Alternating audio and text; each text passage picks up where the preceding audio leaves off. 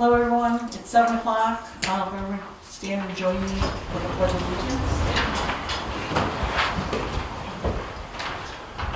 Allegiance to the flag of the United States of America and to the republic for which it stands, one nation, under God, indivisible, with liberty and justice for all.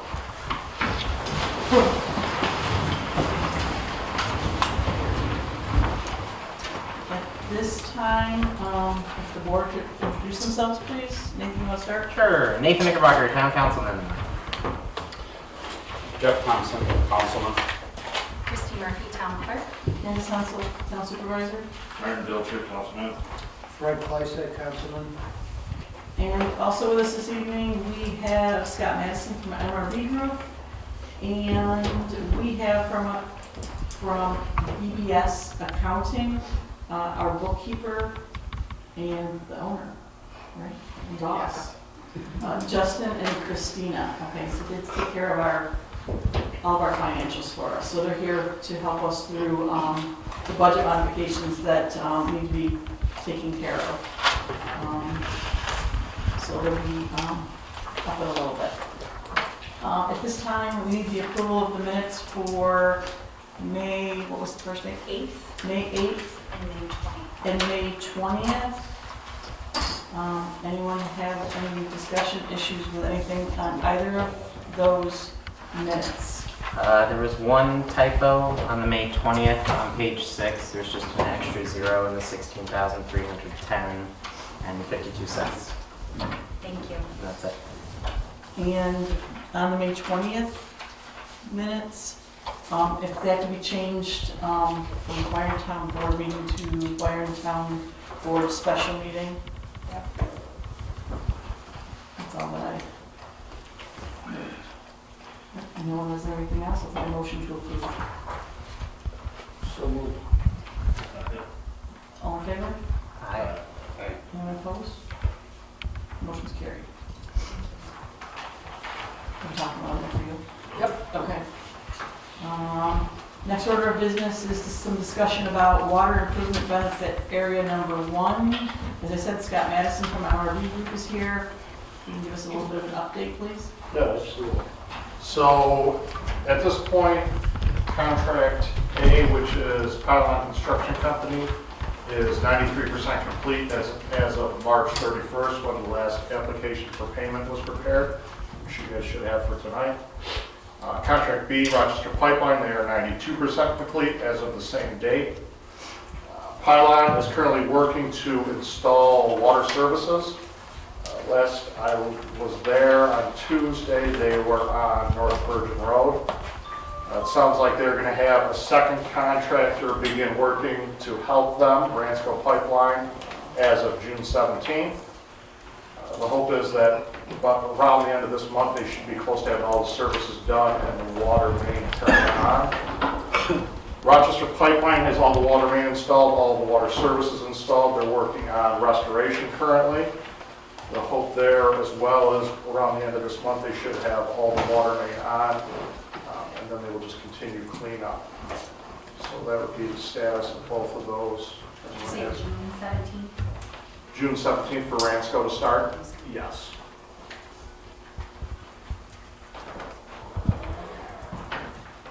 You guys have any questions regarding either of those?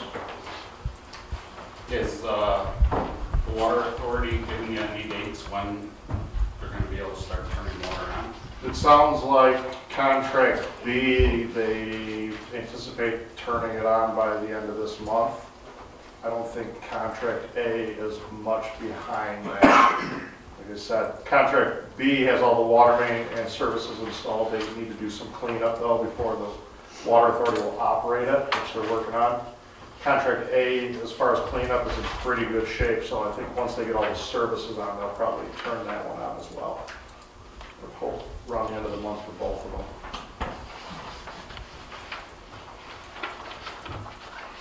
You guys were at that meeting yesterday, I believe, right? We were at the meeting, but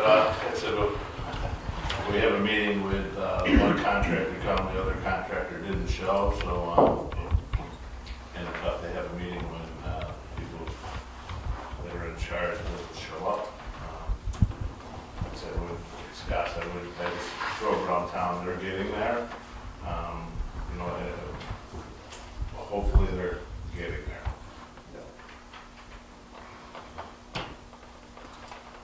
Okay. Thank you, Scott.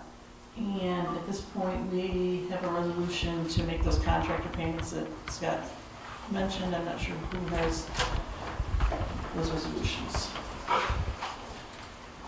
I offer the following resolution and move for its adoption. Be it resolved that the Byron Town Board hereby approves and authorizes the supervisor to sign contractor's application for payment number 8 to Pylon Construction Company Incorporated in the amount of $755,306.27 for construction of water improvement benefit number 1, Contract A. Resolution's made. We need a second for that, please. I'll second the motion. Full board. Aye. Aye. Aye. Aye. Aye. I offer the following resolution and move for its adoption. Be it resolved that the Byron Town Board hereby approves and authorizes the supervisor to sign the contractor's application for payment number 12 to Rochester Pipeline Incorporated in the amount of $239,885.69 for construction of water improvement benefit area number 1, Contract B. Second. Aye. Aye. Aye. Aye. Aye. Thank you. The next item is the anticipated dam closing is July. I didn't double check with you. Are we still gonna be able to make that, the dam closing on that? I haven't talked with Lori since everything. Yeah, there's nothing on it. Okay. All We're the in money has process been of- expended in order to close, so there shouldn't be any reason we cannot. Okay, then we just did a short term instead of a longer Yeah, one. with callable after 3 months, I believe, so that would Right. be when the 3 months is up. that. Next topic is that in this water improvement benefit area 1, the town has expended, exceeded the amount of funds before triggering an audit, and we need to have an audit completed per USDA guidelines prior to September 30th or 31, I'm not sure about how many days they're in there. So with that, we had to get some estimates because the contract that we were under expired at the end of last year, and we do have a quote from MMB, which is Mengel, Metzger and Bar, is that close? Okay. And then, as Justin mentioned from BDS, that we probably should look into looking at some other quotes. And all this happened in the last 2 days. So we do have a quote that I think Christie has that specifies what MMB was going to charge. And there's a second one from Allied that was recommended to double check with them for BDS and MRB. And I have 2 other quotes I'm waiting for from I'll make you guys a copy. 2 other that Justin listed, but they haven't got back to me yet today. EFPR group and then. I'm sorry, what's that? It's EFPR group is Yep. the one and Yeah, Bonadilla group. yeah. I think we have a team here, they have a branch. So with that, there was a quote from MMB for $18,500, which would be the quote is from the company that had been contracted with prior to the expiration of that contract in December. The second one I received back today was $16,000. And like I said, it's going to be kind of timing coming up because from what I heard from these accountants, they are going to be going into their school audit soon. So we need to make a decision sooner than later. So as soon as these come through, I can let you know. I'd like to get that decided. I don't know if we should wait until the next town board meeting. That gives them, it's getting close. So I don't know if we need to call for a special meeting to sign off on on that, or if you, council, can they pre-approve something for me to sign a commitment if they approve it via email? You know, the other quotes haven't come in yet, so So do we have to conduct another meeting and meet, is my to question? vote, yeah. To vote on that, or can they get the information via email? And If you're voting to sign, you, yeah. you okay, need to that's do all I that. wanted to know. So we can set a date now, we can make a decision now. Well, do we know when the other two quotes are gonna come I in? don't. The one was expedited, both of the two were expedited. One I got them Monday afternoon, the other one I got them came in this afternoon. Are all four of these quotes aware of the fact that we need to report by September 30th? So they may not even respond, you know. True. So, I mean, just so you're aware. So those are the two quotes, and what I did find in their estimates was the hourly rates for the different categories of people is about 30 to 40%. One's a younger group, and the one that we've been using is an older established group, I believe. Is that, I mean, you've been around longer than I have. I mean, I think they have The all same different rounds, criteria, yeah. okay, but their base rates per hour were substantially different. Not that we need the hourly rate, I would think, for anything outside the audit. I don't know, I don't do Depends what that. their office is. So, However, MMB just did the justice audit and had done one back in 19 too. So they are familiar.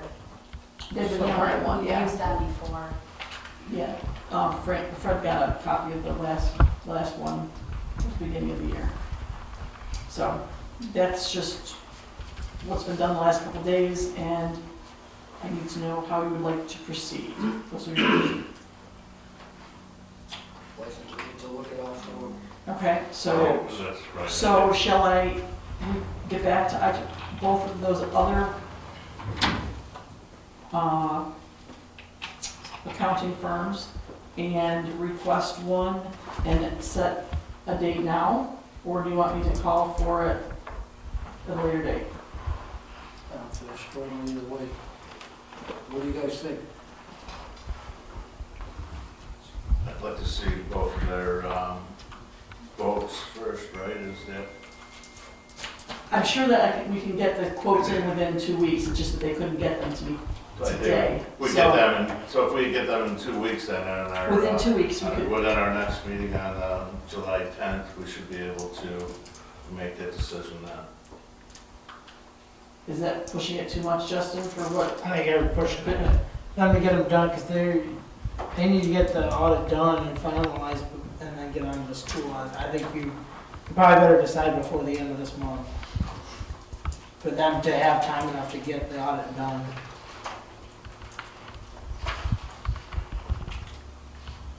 Fred, this is a little more your expertise. What's your thought on that? I can understand the fact that they get tied up with their school audits. Set a meeting for next week. Have to have it by September. For the following week? If you're in a time crunch, Next week. Well, we still gotta wait for the quotes themselves, though, that's the Well, only thing. you got Or we two, do have two. you got 2 quotes in 2 days. I think you should be able to get 2 more in a week. And if the other 2 don't come in, They don't these come are in and we choose. professional services, right? Correct. So we do not have to wait for the other 2 also. No, we don't.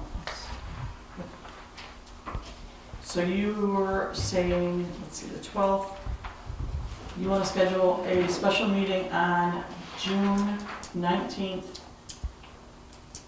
At what time? 6 or 7? I will not be able to, I'm out of town. Fine with everybody else? Yeah, I'm okay. Are you, Jeff? Okay, so need a motion to set a special meeting for 6 PM delivery?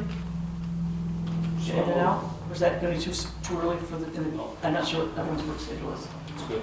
6, That's a federal holiday, does that matter? I don't know if it does or not. Juneteenth. I don't know if that matters. does it matter to anyone here? Is the town hall closed that day because it's a federal holiday? Oh, you are? I mean, usually the town follows the federal. Yeah. Let's make it for the 20th. Can anybody meet any earlier than 6? No, okay, so 6 PM on the 20th. Also, I believe we should be doing is approving, choosing which accountant firm to do the audit. Okay, so motion for 6 PM I make the on motion. June 20th. Second, please. Second. All in favor? Aye. Aye. So moved. Okay. Christine, make sure anyone else is, need to go out for that, please. Thank you. Yes.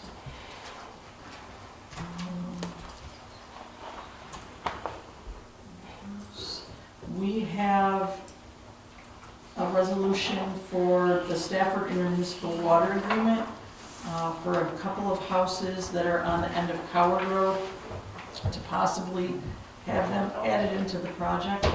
I haven't heard back yet from Stafford. I sent the information over and I tried contacting them yesterday and today. Barbie didn't answer today. So all we need to do at this point is make a resolution to approve, to allow me to engage in that agreement with Stafford if they so chose. There's 2 to 3 units that are there, right? There's at least 2 houses, I think there's 2 houses. Yeah. Just 2, right, Scott? I think so, I would have to double check, I can check on that. I got the tomorrow, third one, but they were told me that the water didn't run around the corner there, I think, on Route 33 is what Yeah, Paul there's- sent me. but 2 of them with frontage on Howard Road that would easily hook up, I can't think of another, but I can double check. So, Will they Anyway. do anything before the project's closed out? Well, I mean, this. That's what we've always heard in the past. what's that? I didn't hear what you said, I'm sorry. They wouldn't add anything or make any changes until the project's closed out. Who wouldn't? No, but the That's- intermunicipal agreement is just giving you the opportunity to charge them. That's the big, The holdup's gonna be that the water authority's gonna try to let them hook up regardless of what happens. And this would give you the opportunity, it would make it easier for you to charge them. yeah, it's been a little bit of a back and forth with, Elba, they wouldn't let us do anything until the project was closed. Yes, the project's gonna have to be complete before they get the water service or very close to it, but Okay. if you could get an intermunicipal agreement with them, I would do that at any time to give yourself the opportunity to charge them debt service. So, and then I got the debt service, just the question I have, we've already gone through there, and for them to hook up their water service, for them, how do they have to, I think that's a discussion we can have, whether, I think it's gonna depend on what happens with this intermunicipal agreement. correct. With With the what, intermunicipal agreement, I think we can find the money in the project budget to hook them up. and that If was they're my- unwilling to do that, there's no reason to Right. provide that I service. just know, once they're gone, they go through, if it's a couple $100 now, and they go through and do it, it's a few thousand, so. Yeah, the last I knew. Just to be the good neighbor, they've gone through their front yard, I highly recommend, why can't we get it on our tax and I would try to agree get with that, right, absolutely. Yeah, It would save them, I think it's $250 to sign up either way. right, It would save them the $3,000 or the $2,750 that the water authority is going to charge for the service. Yeah, yeah. so that's what the resolution's for, just so that I can speak with Mr. Clement again and see if he'll sign on that. I offer the following resolution, move for its adoption, be it resolved. Supervisor Hensel is hereby authorized and directed to accept and execute on behalf of the town of Byron and Water Improvement Benefit Area Number 1, the intermunicipal agreement with the town of Stafford. Second it. Full board? Aye. Aye. Aye. Aye. All right. About a week or so ago, you received an email from Paul in regards to where we stood with legal representation on the water improvement area, and his contract is also done. So I did get response back from 2 board members to continue with him. Paul said it was entirely up to us what we wanted to do. So with that, I would like, I think I didn't write a resolution up for that, did you? I did not. A resolution to, if everyone chooses to continue with Paul, since he's on the project, to continue, we will be going through some possible, I would like to make a comment on that. I just highly recommend that we continue to have Paul, he's been on it, and to get somebody else in there. Again, that, this finishes is up tenure in Byron. You know, if we were to go through and get somebody else, it starts all over, and you know, I think it's for our, and I just asked Scott a little bit, just our benefit to keep Paul there to at least finish up what we have I to. don't see any reason not to. Right. At a minimum, you're gonna have to get him involved to get the other attorney up to speed if that's the direction to go. Right, so we're paying them No matter regardless what. of what we're doing, so just financially, just asking, it's just a personal opinion, Yeah, we we've got, cannot not have them, right, Scott? yeah, we've got years invested in this and he knows everything about it, so. Absolutely, Even have to, have it, like I said, at a minimum, get the other attorney up to speed. Yeah. If we go along. what's that? I was gonna offer. Oh, okay. I'm sorry, my ears are plugged, I think. I offer the following resolution, move for its adoption. Be it resolved that the town of Byron, Authorize Paul Boylan to remain on as council for water improvement area number, for water improvement. Yes, and authorized me. retain Paul Boylan to finish water benefit area number 1. And will you give me permission to sign the contract with him? With permission for Supervisor Hensel to sign the contract for that. Thank you. Second? Second. Aye. Paul? Aye. Aye. Aye. Aye. Thank you. So I'll reach out to Paul tomorrow. Now we're on to budget modifications to be explained to us by Justin, if you would please. We need to reallocate some funds into some different areas in the current budget, and this is the device that we do it with, the budget modification. So, Yeah, so in the fall, we do the budget for the coming year, and then throughout the year, you have to modify the budget as you go along. As things come up, then they be changed. So the to is where you're adding money to the lines, and the from is where you're gonna take it from. And in reality, you're just increasing that revenue line on the budget to give you the ability to increase the expense to keep your balanced budget. So the one thing that they need to do is, the museum, they just got a bunch of work to it, so they need to increase that expense line for the improvements so that they have enough money on that line to carry the utilities the rest of the year. I talked with Candace, and she wanted to use the NYSERDA grant, 2,000 of it, to cover the improvements that were done at the museum. So they want to increase the museum line to 2,000 and increase the NYSERDA grant, basically bring it on the budget, 2,000 of it, to cover that expense. And then the next thing is for the change in town clerk. There was the in lieu of health insurance that needs to be added, but because that is run through payroll, it also affects Social Security, so Social Security needs to go up. And she also joined the dental plan, so that needs to go up. So those three expenses need to be brought onto the budget. And we're going to use the extra interest that's coming in on the savings to cover that expense. You know, when you budget the interest, you kind of are estimating what the interest rates are going to be in the years coming forward.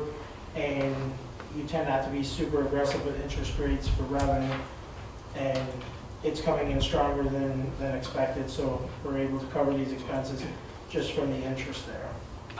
Second thing that come up with is the fire contract. That contract was done after budget season, it was finalized, and there's a discrepancy of $5,000 that needs to be covered on the second payment for one of the fire departments. So one of the solutions is you can loan the money over, and then the next year you have to tax and get it back. But I proposed the option of the sales tax money you get from the county, you can proportion it to where you need it. And they could reproportion 5,000 of the general fund sales tax, instead of taking it into general fund, send that into the fire, that will cover it, and then they don't have to tax the extra this year. So what this is doing is using some of the interest to reduce the amount of sales tax revenue that they're going to use in the general fund by the 5,000. So that's why it's a $20,000 change in the interest. That covers the Social Security, the in lieu of, the dental, and the 5,000 that's needed for the fire. And then down here in the fire section, you'll see that we want to add sales tax from the county for 5,000 and increase the fire protection by 5,000 to cover that second payment that's coming up for the fire department. And then the next thing that was discussed that we needed a budget modification for is the state grants CHIPS money. There's actually 4 different programs for highway departments to use to fix the roads from state revenue. And you have to put it in your budget the year before, but the state doesn't finalize their budget and tell you how much they're actually going to give you till April and May of the year you're in. So we now have the final CHIPS numbers that come in, and we need to increase the budget by 51,000. So we increase 51,000 revenue for CHIPS and increase the expense 51,000, so that the highway superintendent can do all the CHIPS work to get reimbursed from the state. Just makes the line, get the lines up to what was awarded by the state in the award letter. That's all I got. Okay, so with that, we need to approve these budget modifications or make other, Yeah, these are just our that recommendations. was what came out. And if there's any questions about that, I think we were all forward. That last one with the fire was missing the, just showing up on the, Yeah, we had this collapse, so it wasn't showing on the Excel sheet.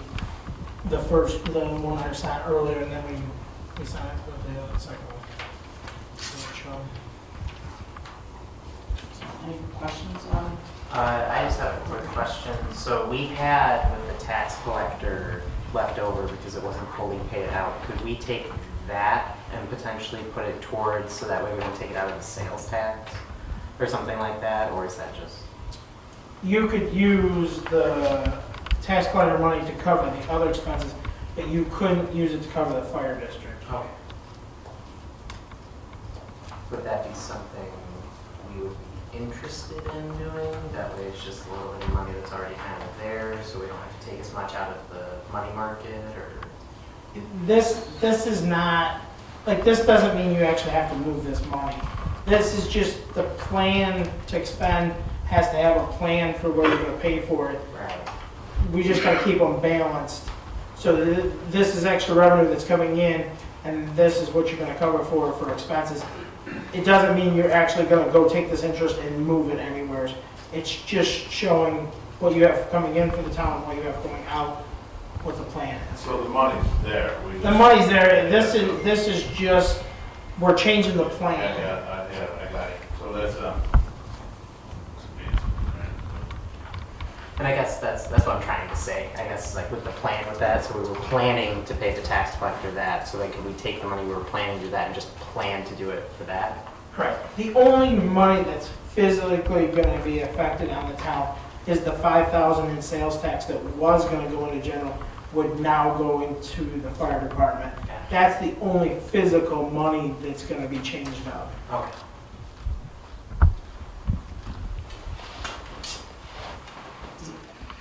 It's very confusing. It can be. I mean, 2 more times through this and I might actually be able to explain it to you.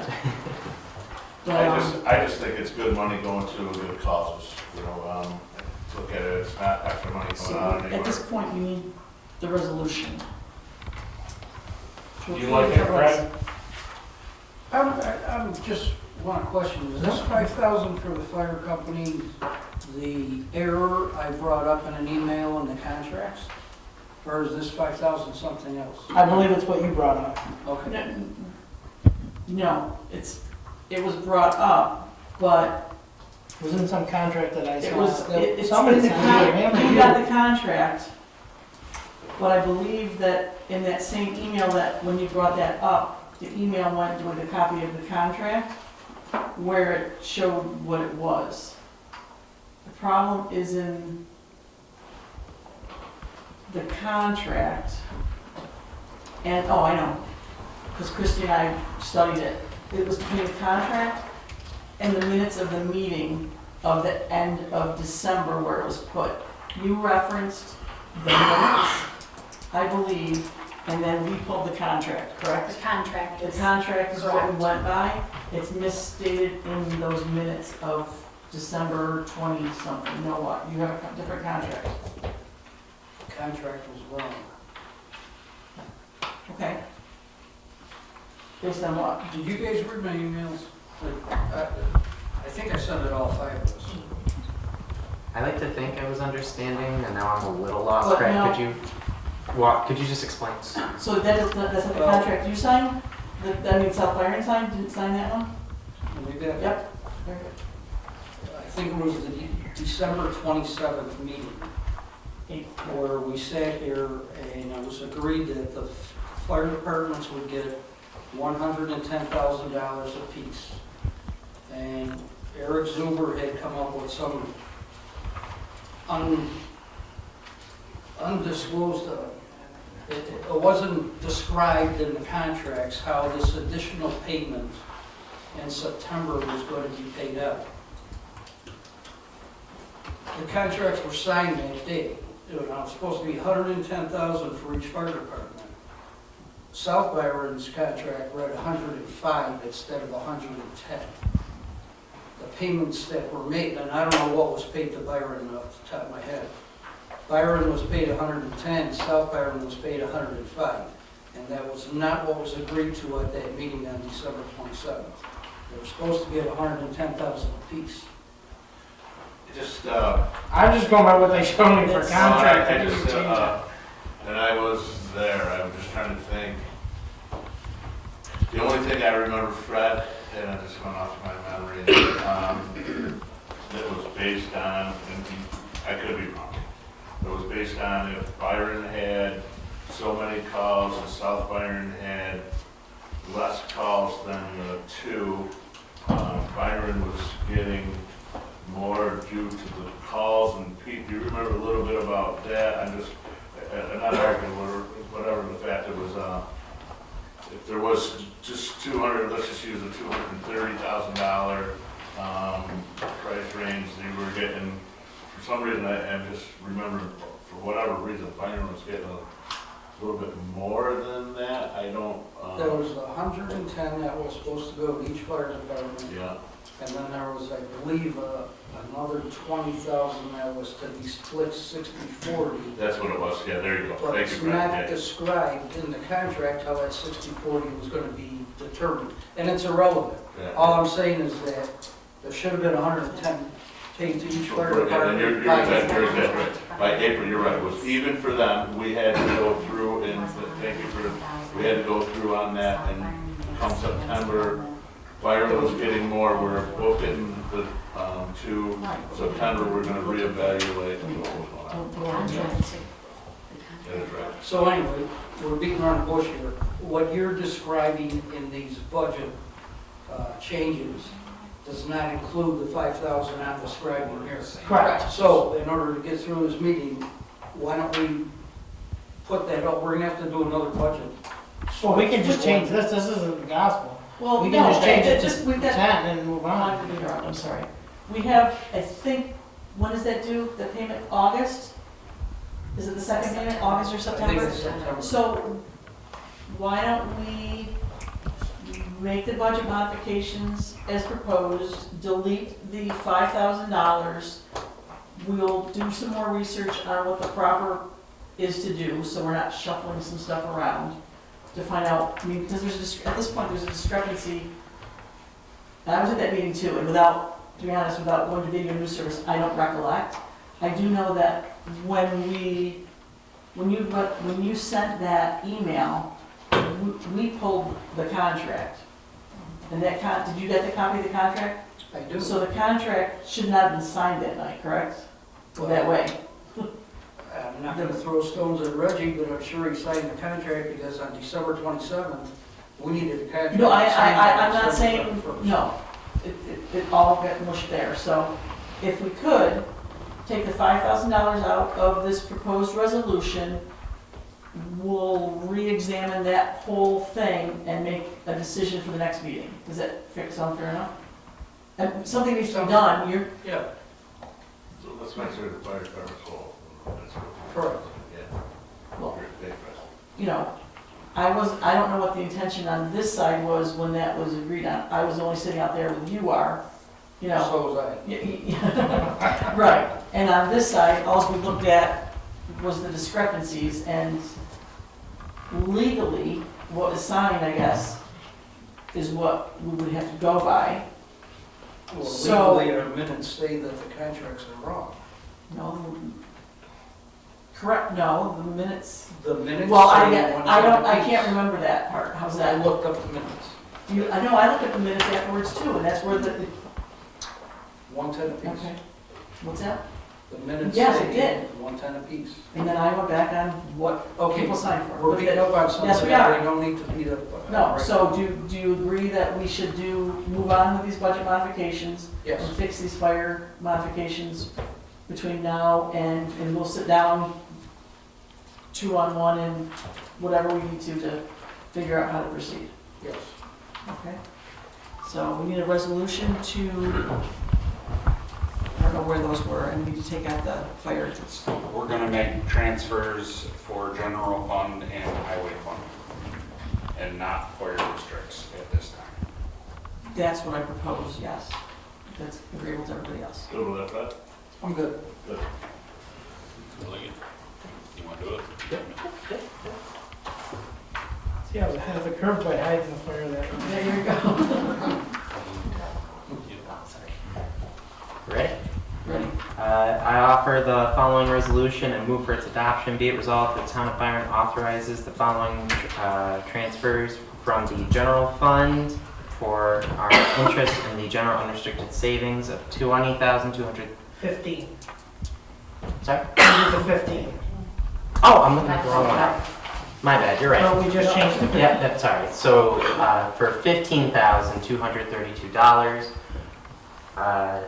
for NYSERDA, $2,000, totaling $17,232, and transferred to the art gallery contract expense for $2,000, Social Security for $1,022, the in lieu of health insurance for $13,360, dental coverage for $850, and reduce the revenue for the property tax.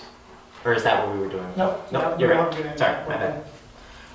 For the highway fund, for the CHIPS, $51,535, transferred to CHIPS again, $51,535. A second. Second. Aye. Full board? Aye. Aye. Aye. Aye. Aye.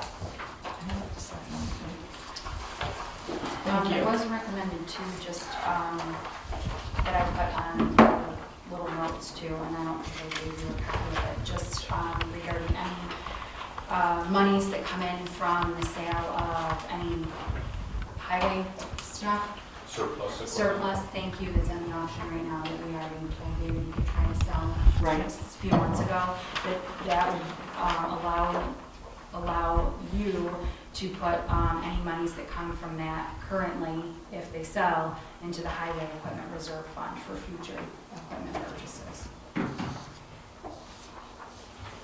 So So I put that in there, I wasn't sure if we were Put gonna it in where? discuss that, I just put it in my notes. Oh, And we did a resolution, just, oh, that one, I did a resolution case.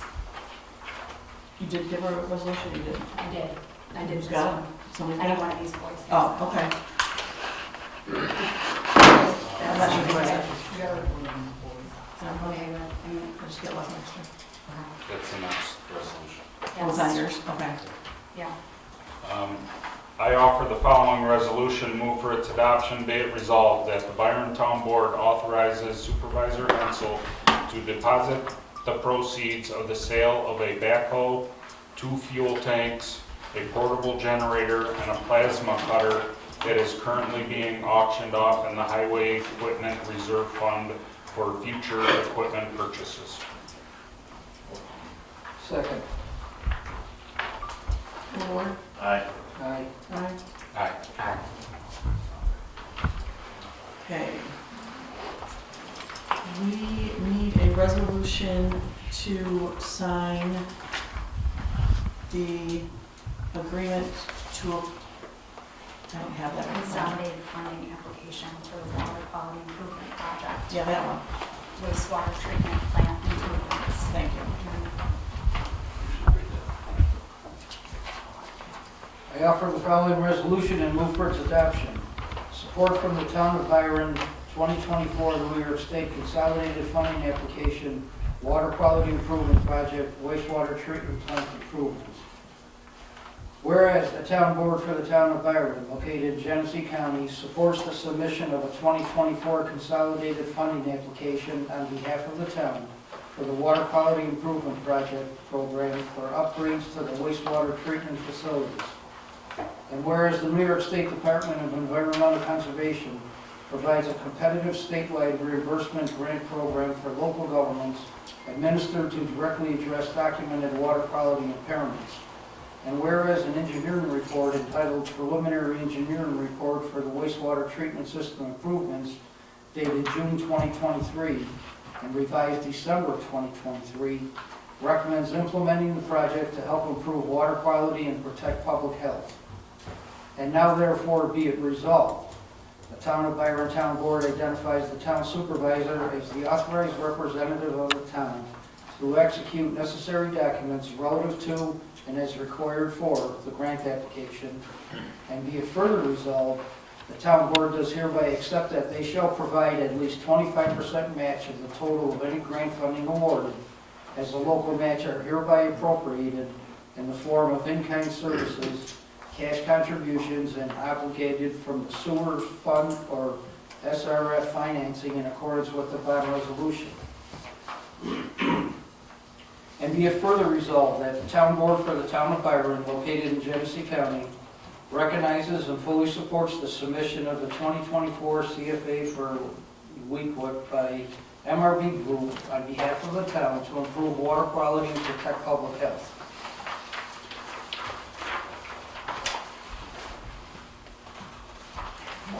That's it. That's it. Second, please. Second. Ward? Aye. Aye. Aye. Aye. Thank you. Next up, we have vouchers and abstracts. We have resolution to pay bills this month. I offer the following resolution, move for its adoption, be it resolved that the Byron Town Board pay for the following abstracts. General Fund Abstract Number 6, Vouchers 112 through 145 for $14,881.77. Highway Fund Abstract Number 6, Vouchers 42 through 48 for $5,217.84. Sewer Fund Abstract Number 6, Vouchers 38 through 41 for $12,866.90. Water Improvement Benefit Area Number 1, Abstract Number 6, Vouchers 10 through 13 for $1,013,868.78. General Post Audit Abstract Number 5, Vouchers 108 through 111 for $832.34. Sewer post audit, abstract number 5, vouchers 34 through 37 for $2,311.12. Second. Full board? Aye. Aye. Aye. Passed. Next up are reports from the highway superintendent. A little bit. We're starting second time around on the mower for the roadsides, except for the water part. It's been 4 or 5 days working for the county, day in Bergen. We oiled and stone on Tower Hill Road yesterday. And I guess that's about it. So, I don't know if you want to go over this stuff or not, or What's that? The 284? the chip stuff. Is that the 284, that thing? I just have a quick question. The number that you got for that, where did you get that number from? The total, I guess, for that. I'm just curious. From your budget, but where does it, or is that just the chips? It's just the chips. Okay. This is chips, and the state sent us that, Okay, yeah, I saw that, okay. but that's what this was all about, for Hook Road and part of Chase Road. So that, okay, I just need to clarify, that 284, because I went to lots of classes the last month. The 284, when does that usually come out? You're asking the wrong person. Okay. I just was told that it was important to have for whatever reason. Anybody else know? Jeff, you? No? Okay. Okay, I'll look into it more myself. That's the only reason I asked for it. It became a topic of conversation somewhere. So, Okay. only from the Comptroller's office, so, thank you. And the other thing is, I got the 2 things for the furnace for the shop there. You guys can decide which one you want to get. We're planning on doing a little work down the cemetery for the driveways, just so everybody knows. And I guess we got a problem with the credit card again, so we gotta do something different there. It keeps getting shut down. What's the problem with the credit card, David? Tell us a little bit about it, or? I tried using it today and it won't work again. This ain't the first time. And I can't get on it to see if they won't answer me, so. Anybody here have the, I tried to call too and they won't talk to me From that email. from Elon. so if there were problems, this isn't the first time, David, that happened, or? This ain't the first time. Ever since we switched cars, it's been a nightmare. It's been a nightmare. How long has it been that we switched cars? March, Usually don't, but did first of the year. Okay. February, March, right? How Isn't it? did we resolve the problem the first time? Switch cards. Oh, that one, you mean? It just started working, I don't know. Somebody, I don't know if Candy called it in. We're not allowed to look at it. So, You are. That's my way. He is allowed to look at that. Yeah, that's what I I can't said. question them. I call them up and ask them for a question about it, something about it. We can't talk to you. And how can we, I called as well and they said, no, you only have access to your own card and. That is his card, though. They won't talk to him, apparently, I don't know, we don't have access to all the cards, I don't know. Just make me a copy of that. Do we have the summary in there, right? Oh, the actual bill? Of everything, and then I'll call, I don't know, or we'll have to call Beth to see. I just called the back of the number on the card. Right, but if Beth, the last time we used her, she did something when we got all that money back from before. We'll figure it out. Sorry, I didn't know about it. We need to get a new one. I didn't know about it till Start over today. or something. This is We need awful. a motion or a resolution to authorize that. When you go buy something, and you give the town credit card, and they say it's no good, that's I'd like to somehow make a motion that if David's in charge of the credit card, that he should be able to call and ask that, or that you can't run a business, and this is a business, without a credit card. How do we make sure that he can be the guy if there's an issue there? David should be able to call and take care of that issue. Yeah, I would add that he's allowed to look at the accounts also. for the card. It's your budget. So we got them that, I know, at least he and I both finally got that. Because You we're can gonna- view the accounts now, David? Yeah, but they won't talk to either of us about any of our accounts. So I don't know how that, I don't know. I how don't that know, gets I've never, fixed. I just added on whoever needs to be added on myself. Well, I think we should, first and foremost, make sure that if, again, this is where we're running a business here, what do we have to do that the guys in charge to make sure that he can, if there's an issue with his credit card, pretty important that he can make that call and do it on his own without having to ask us. We approve his credit card statements after they're done. I don't think it should be an issue in any way, shape, or form that he can't call and ask why. Okay, let me just butt in here for a minute about personal experience with the fire. When we applied for the credit cards and they're Elan, they actually went through M&T, but Elan took them over. There was one person in charge of being the main contact. That person had to do any kind of correspondence, phone calls, whatever, to get problems straightened out. So who set up the credit card when we switched this past January? Supervisor. They did the supervisor after there was problems with the last account at the beginning of the year. Okay, so I would assume you're gonna need to contact them and get it Probably, yeah, this is the first I've heard of it, so no one would let me know. So the first I heard of it, I think that we should. This happened today, so Oh, okay, well, I'll look on it as soon as I can. I paid it with mine, but I ended up doing it. Thank you for doing it. Well, I didn't want to.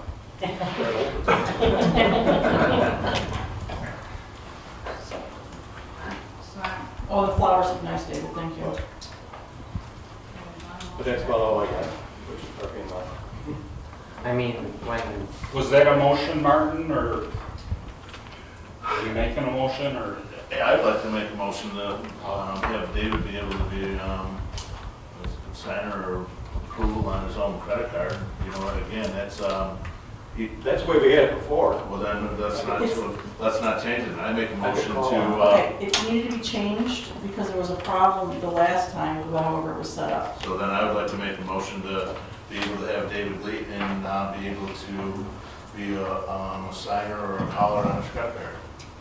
You may have to get a new card, but I agree with what you're saying. Yeah. I'll second. Whatever works. Because that's not working. Is there a motion to approve that? And there was a second motion. Okay. Indeed. All in favor? Aye. Aye. Do you want to make a decision on this furnishing or not? I don't know. What you No, I think we should table that for 1 month. I'm sorry, what was that before we take, what was that, David? The furnace for the shop over here. Yeah. You got the prices, so.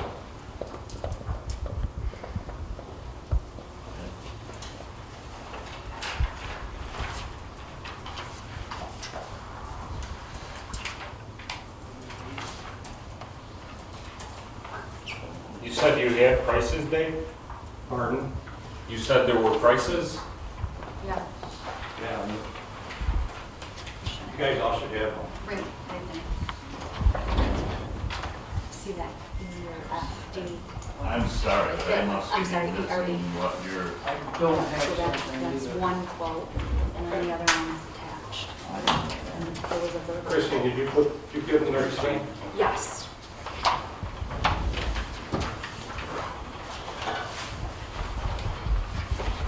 You should have this ERB one.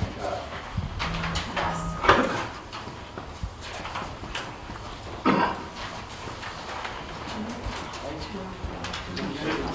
so David, can you just tell us what we got real quick, because if it's something we're gonna get going, here we are into June, I think maybe we should, There's the two from this company and this one. well, that's, so for me, just looking at what we have, Terry Speed is at 2392, the other one's 29. No, the other ones don't have the installed price. They're all just basic terms.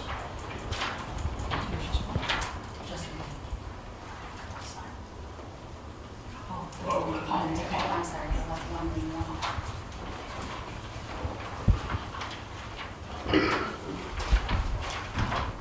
Terry's half the cost, right? Pardon? Terry's half the cost? Well, Frederick's 129.90, so just use $3,000 for the one, and Terry is 23. So There's he's, 3 furnaces on there, total. There's 2 on the one sheet, then Terry's got 1. Okay, Okay. so these are different quotes, they're not Yes. competing quotes? They're all three different quotes. Well, there's quite a bit of difference here. One's 13, but we're just about 1,400, one's 29, and Terry is 23, right, David? Just using quick math.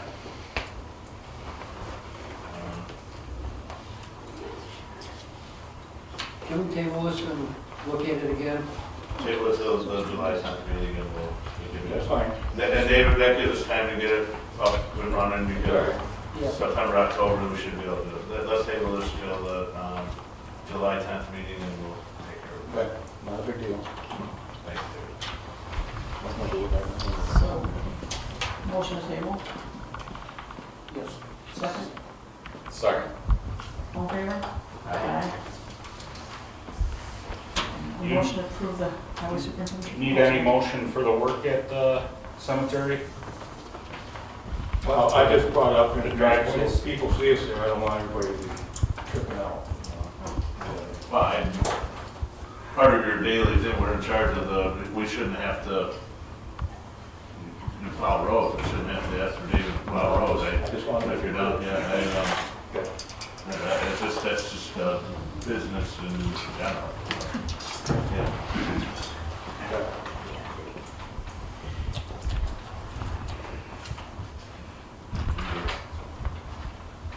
Motion to approve highway report. Second. All in favor? Aye. Aye. Aye. No clerk's report?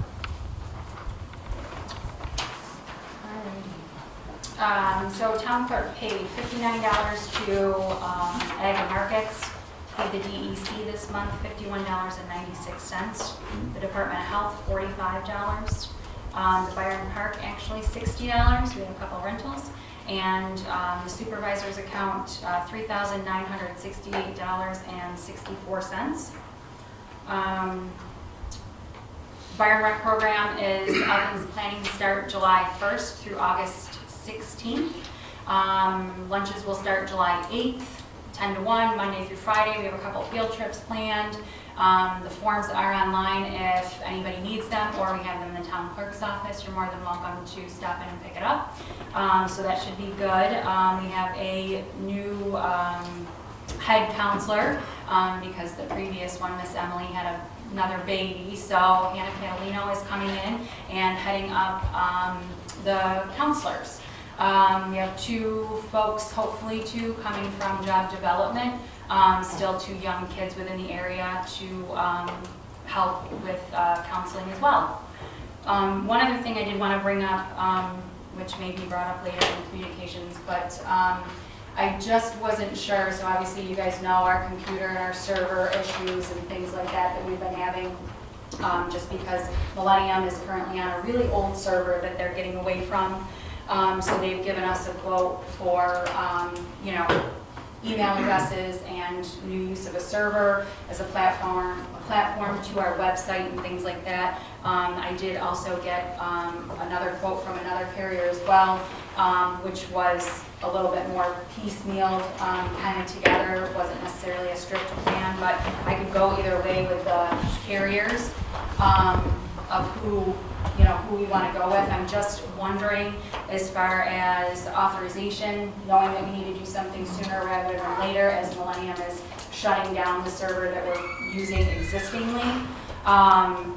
What kind of authorization do you guys need to give me or Candy to try to get this IT situation kind of in a better place?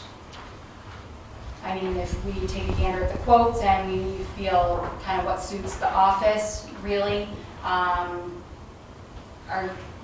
Do we have an idea of cost, Christine? Yeah, so one quote is not a monthly cost at all. It's you pay per year for email addresses. You pay X amount of dollars, like $20 a year for a website domain. And one of them you don't pay for web hosting at all. So there's really, it's a decent, we also have our code enforcer who uses remote access to do her job. So that's kind of another thing we need to think about too, and another price entailing that she would need. So again, one is going to probably be a little bit more upfront cost is where it's going to hit us. But the other one is a monthly cost. To be honest, they're around about the same price, really broken down in the big picture. But it's, you know, causing the town to have a monthly bill for emails, a server to host our website, and things like that, or just kind of doing something all at once, rebuilding our VPN, because apparently that's pretty significantly old, and that's how Melissa needs to get on. Remote use, I'm not quite sure if Louise has to do any remote dealings, since she's only technically in the office. I would think she would, but I did not ask her if she had to.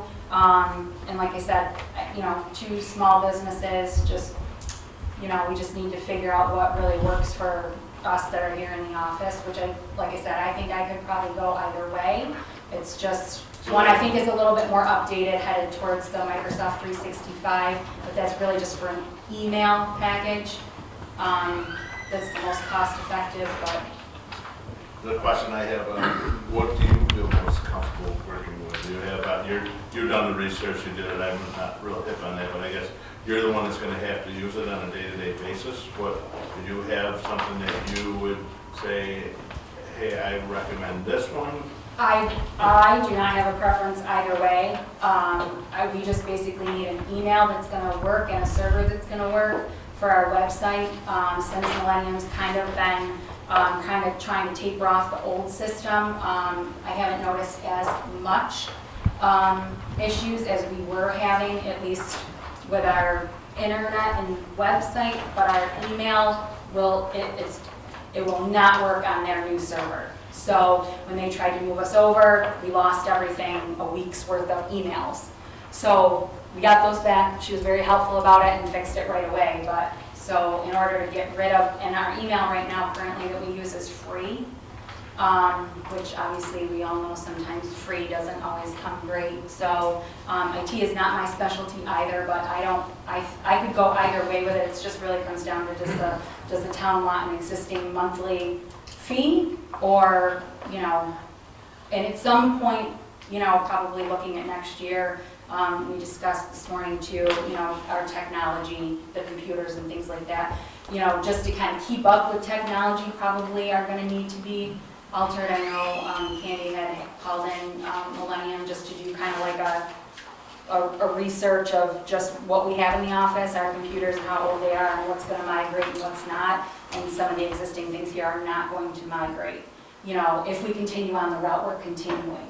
So something will have to be done. It just is dependent upon, again, since they are both around about the same cost, we do have some money in the budget depending upon where that money would come from, Justin, where that would usually get allocated from. So, you know, we can talk about that. I just wasn't sure if you guys wanted to okay the vendor and whom we assign.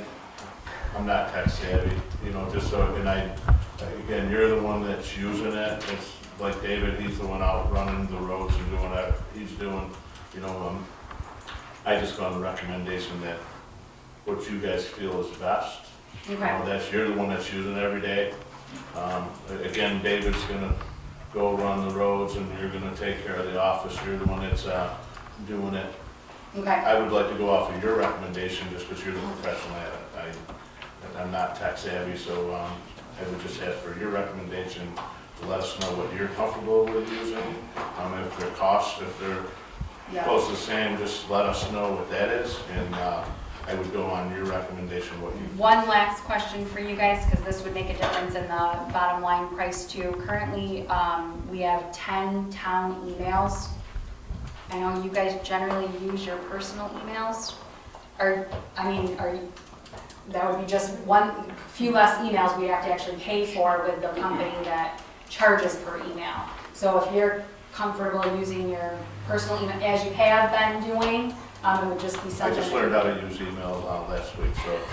Perfect, okay, good. Whatever, again, you're, Good, okay. I'm not the wrong guy to ask on that, really, Okay, but, you guys same thing, like I mean, personal emails, okay? Or- I'll make the same point about the personal emails that I made back in January, which is that it's just that if you use the personal email for town business and there's a FOIL request, they get access to everything. That's a very valid Which point. is that why I didn't think think Millennium about. has the 10 listed, because we had them set up, but then because of the server issue, they were difficult to access because I had so it kind of fell away, so we have them. I personally, set up. on my personal email, anybody who wants to foil anything they got on mine, I have nothing to hide. I don't know what, That's my a good personal consideration. opinion, I didn't think about that. But, What's that? About foiling and things. Oh, yeah. Mark, which is the reason that we had them to begin with. right. And Christy, correct me if I'm wrong, though, it doesn't have to be we all do one, we all do the other. So if somebody wants to keep their personal Absolutely not. email and somebody else wants to use the town Oh, one, they can. Nathan, No. that's a very good, you're right. Absolutely You know, not. In my personal Yep. opinion, for me, it would just be way too confusing for Martin to try to figure I out. understand that. Just Right. so you know. Yep. Yeah, Will you take comments, because I have something to say if I may? let's wait till comments at the end of the meeting. It's a legal question. Otherwise, so if that's the case, we'll just kind of figure out what direction we're gonna move in for that, what's gonna work best for the office, and we'll go from there. Otherwise, my report is done. Thanks, Christie. We could add on, we could have a decision by next Thursday and possibly add it to the next meeting if, Yeah, just add something to the special meeting for next week, for meeting. Only because of some of the issues that have just arisen in the last couple of weeks. Not the emails, just other things. okay. If I could just Sure. emphasize what Nate said, it's fine if you use your personal email, but just when you are thinking about it, what he said is true, it could go into foils and then hope this never happens. But if the town is ever in a lawsuit or anything, that's also opens up your personal email to like discovery and stuff, so it's cleaner if you use the town's email address, but just so you guys are aware of those risks when you pick one, and if you're not worried about it, then that's fine, but just so you know. I have nothing to add. Bridget, I do have a question on that though. So like in Gmail, you can put like tags, so like your emails are kind of put in like their own files within the emails. If that were the case, and say I had a tag that said like town business, and then I had another tag that said like personal emails, would that legally, would that be like, well, they're only foiling the town business, so they can only access the ones with that tag on it? I don't know if you know, I know it's... I mean, generally, I won't say for like every situation, but like generally if there's someone is foiling something, it is for town business, so it's probably just coming out of that town flag. I would say like discovery in a lawsuit, that would not hold up. It's usually like search terms, and so if it is a search term that is rather vague and would hit your personal emails, those would go through. Oh, Something else. Anything else? Okay. Motion to approve the town clerk's report, please. Let Nick make a motion to approve the town's clerk report.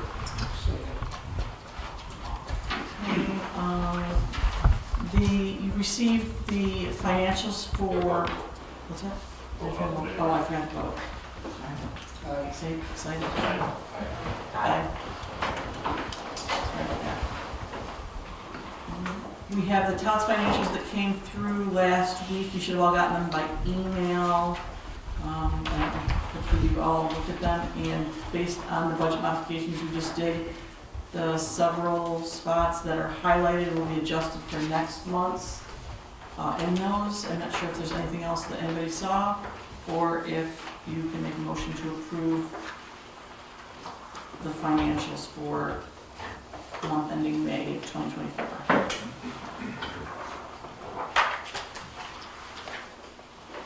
I make a motion to approve.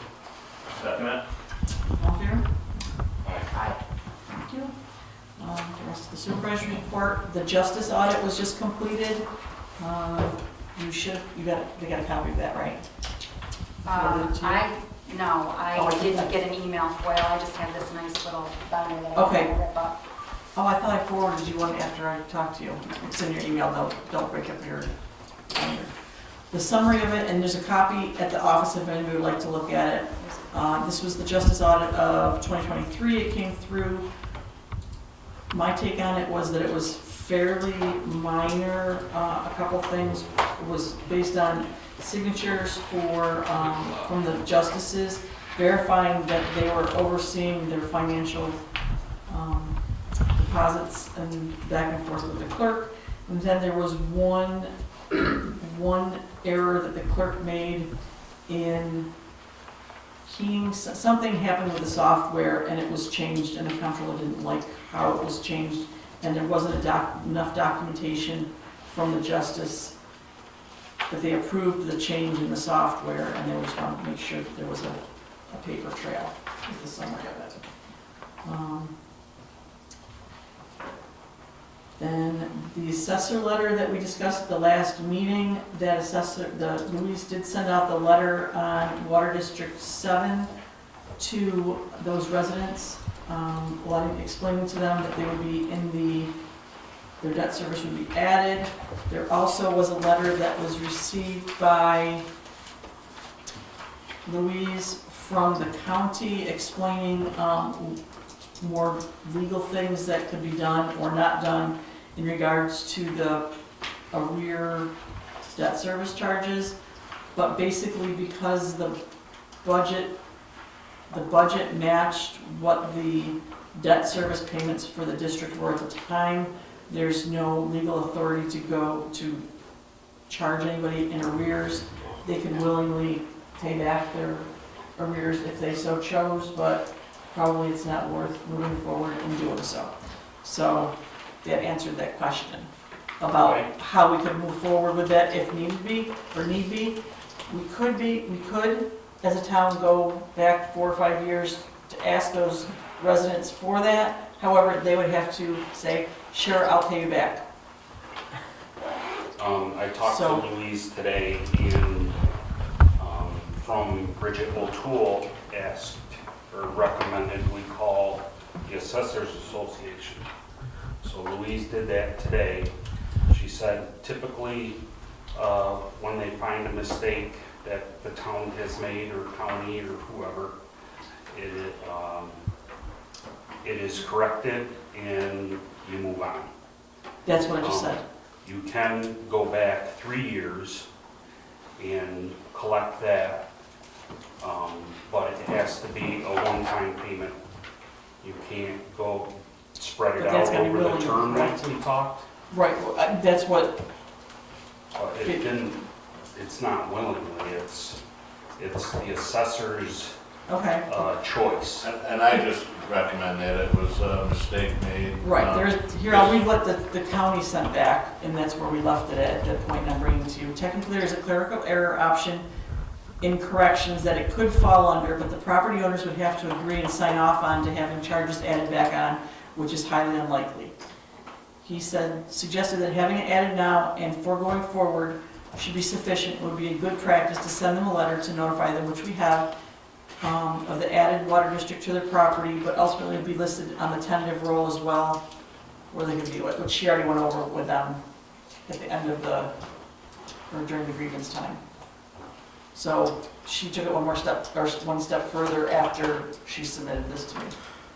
Okay, I believe. So the other half of that is everyone else in the district paid more without them contributing. Correct, which was the Not question. to their fault neither though, Jeff. It was something, and again, it was a Right. mistake taken by the town, and that happened. And again, if you go to your assessment, they was never brought up where they could go grieve it, so it's past tense. Let's go forward and let them be known that it's there, and forget about the past and start about the future. That's shame on us, and sorry it happened, and So that was as far as the assessor that I said I would follow up on with that from the last meeting. And then the Comptroller's official audit came out since our last meeting. We had the draft. To finish with the assessor. Oh, sure. I told her I would ask the board for a recommendation, so it's not all on her shoulders. So if we recommend, I guess, just correcting and moving forward, is that Just, seems to be- and so Jeff, just correct it as it was. Let's not go back and try to go back in the rears. Let's just wipe the slate clean, whatever they have, let them be known and just go ahead. I do agree. So if you're asking for a motion, that I would go with that. Forget the past, start with the future, just let them know that what they had, and, you know, shame on us for not knowing what happened. Good? Okay, so is that a motion and a second that I'm hearing? If you're seconding it, I think Martin just seconded it. If he didn't, I will. Okay, well, then all in favor? Aye. Thanks, Rod. You're welcome. Good thing you're here. Okay, and then, thank you, Jeff, for clarifying all that and take it the one step further than what, that I thought we had cleared up, so.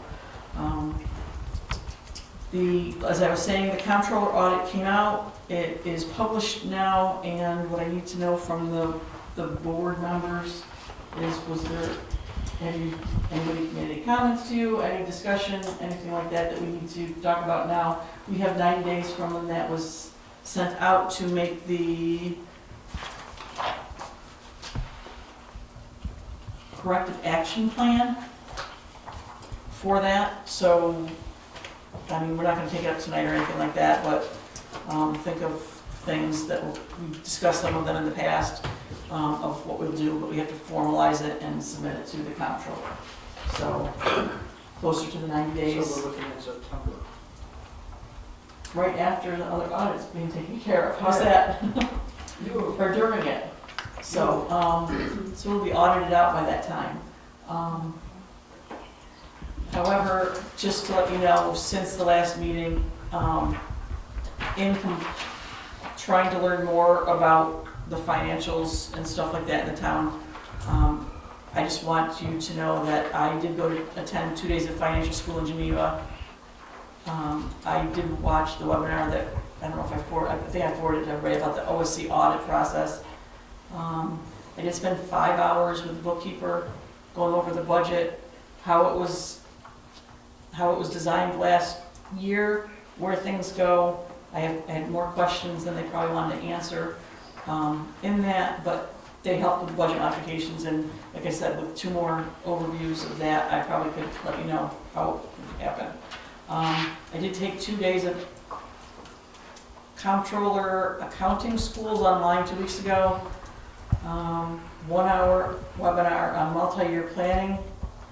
And last week I attended the Regional Economic Council meeting and the CFA workshop. So I'm trying to do my due diligence to ensure that financially I have a better understanding than I had at the beginning of the year. So I'll try to write that in there, that as a board we're trying to take as much education that we can from the Comptroller's office. And that's all I have for my supervisory report, because you already approved the financials. Make a motion to accept the supervisor's report. Second. All in favor? Aye. So moved. Historical Society and the museum, do you have a report? Sir? Yes. The dinner last month was a success with 47 people in attendance, and I might add that was 10 more people than were registered for the dinner, so we had to scramble for seats and for extra food. Well, Actually, no, no? 17 people more. 17 more than that. Yes, and Dr. Lau gave a very good presentation of the Byron dig, and we've sent him a letter of gratitude for that. The interior cleanup of the museum has been accomplished. Vacuuming, dusting, and washing glass display cases has been completed. This fall, we will be reviewing the inventory accession books commencing this fall, as I say. There are many items on display that are duplicates and items that were acquired from yard sales that have little or nothing to do with the history of Byron. These items must be determined, some of them already have them, and deaccessioned and stored in the back shed. It's a requirement that we have to report what those items are to the town board, and we will certainly do that. Now to the last and most interesting point. We experienced last week our fifth false alarm in the back room. That's where the farm implements are and the gravel floor. We've had 5 false alarms in the past year. Every time the alarm goes off, there's no one there to answer the phone from the alarm company, so they automatically call either the troopers or the deputies, and both have showed up, and they'll call either Bob Wilson or the number 2 person would be Matt. We were in there 2 weeks ago and I heard digging and scrabbling overhead on the stairs that goes down, and we guessed it was something the size of a squirrel. Well, I went in a week later and the owl that sat about this tall, all of its feathers are off of its head and off of its tail. It's been destroyed. And on the floor underneath it are those feathers and several black walnuts. So we know it's definitely a squirrel. Okay. We will try to trap it in a cage next month and give it a 50-mile trip if we're lucky enough to catch it. The only access point that I've determined that they're getting in is around the edges of the pull-up garage door. There's about 1 inch to 1.5 inch gap. That needs to be looked at, or in some respect sealed up so we can't have the animals coming in. That concludes my report.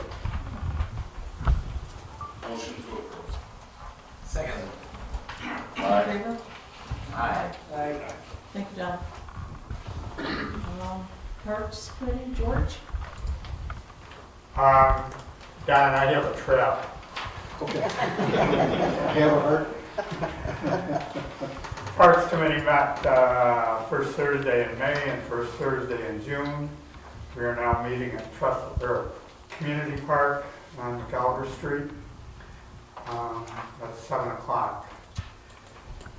We had 2 new members at our May meeting, and they both indicated they would like to join the Park Committee. I would ask that the town board consider appointing Christine Orto and Victoria Walsh to the Byron Park Committee. At that meeting, we also approved agreements for portable toilets in the amount of $1,200 to be located at Community Park and Trestle Park, and gatekeeper services for Trestle Park in the amount of $600.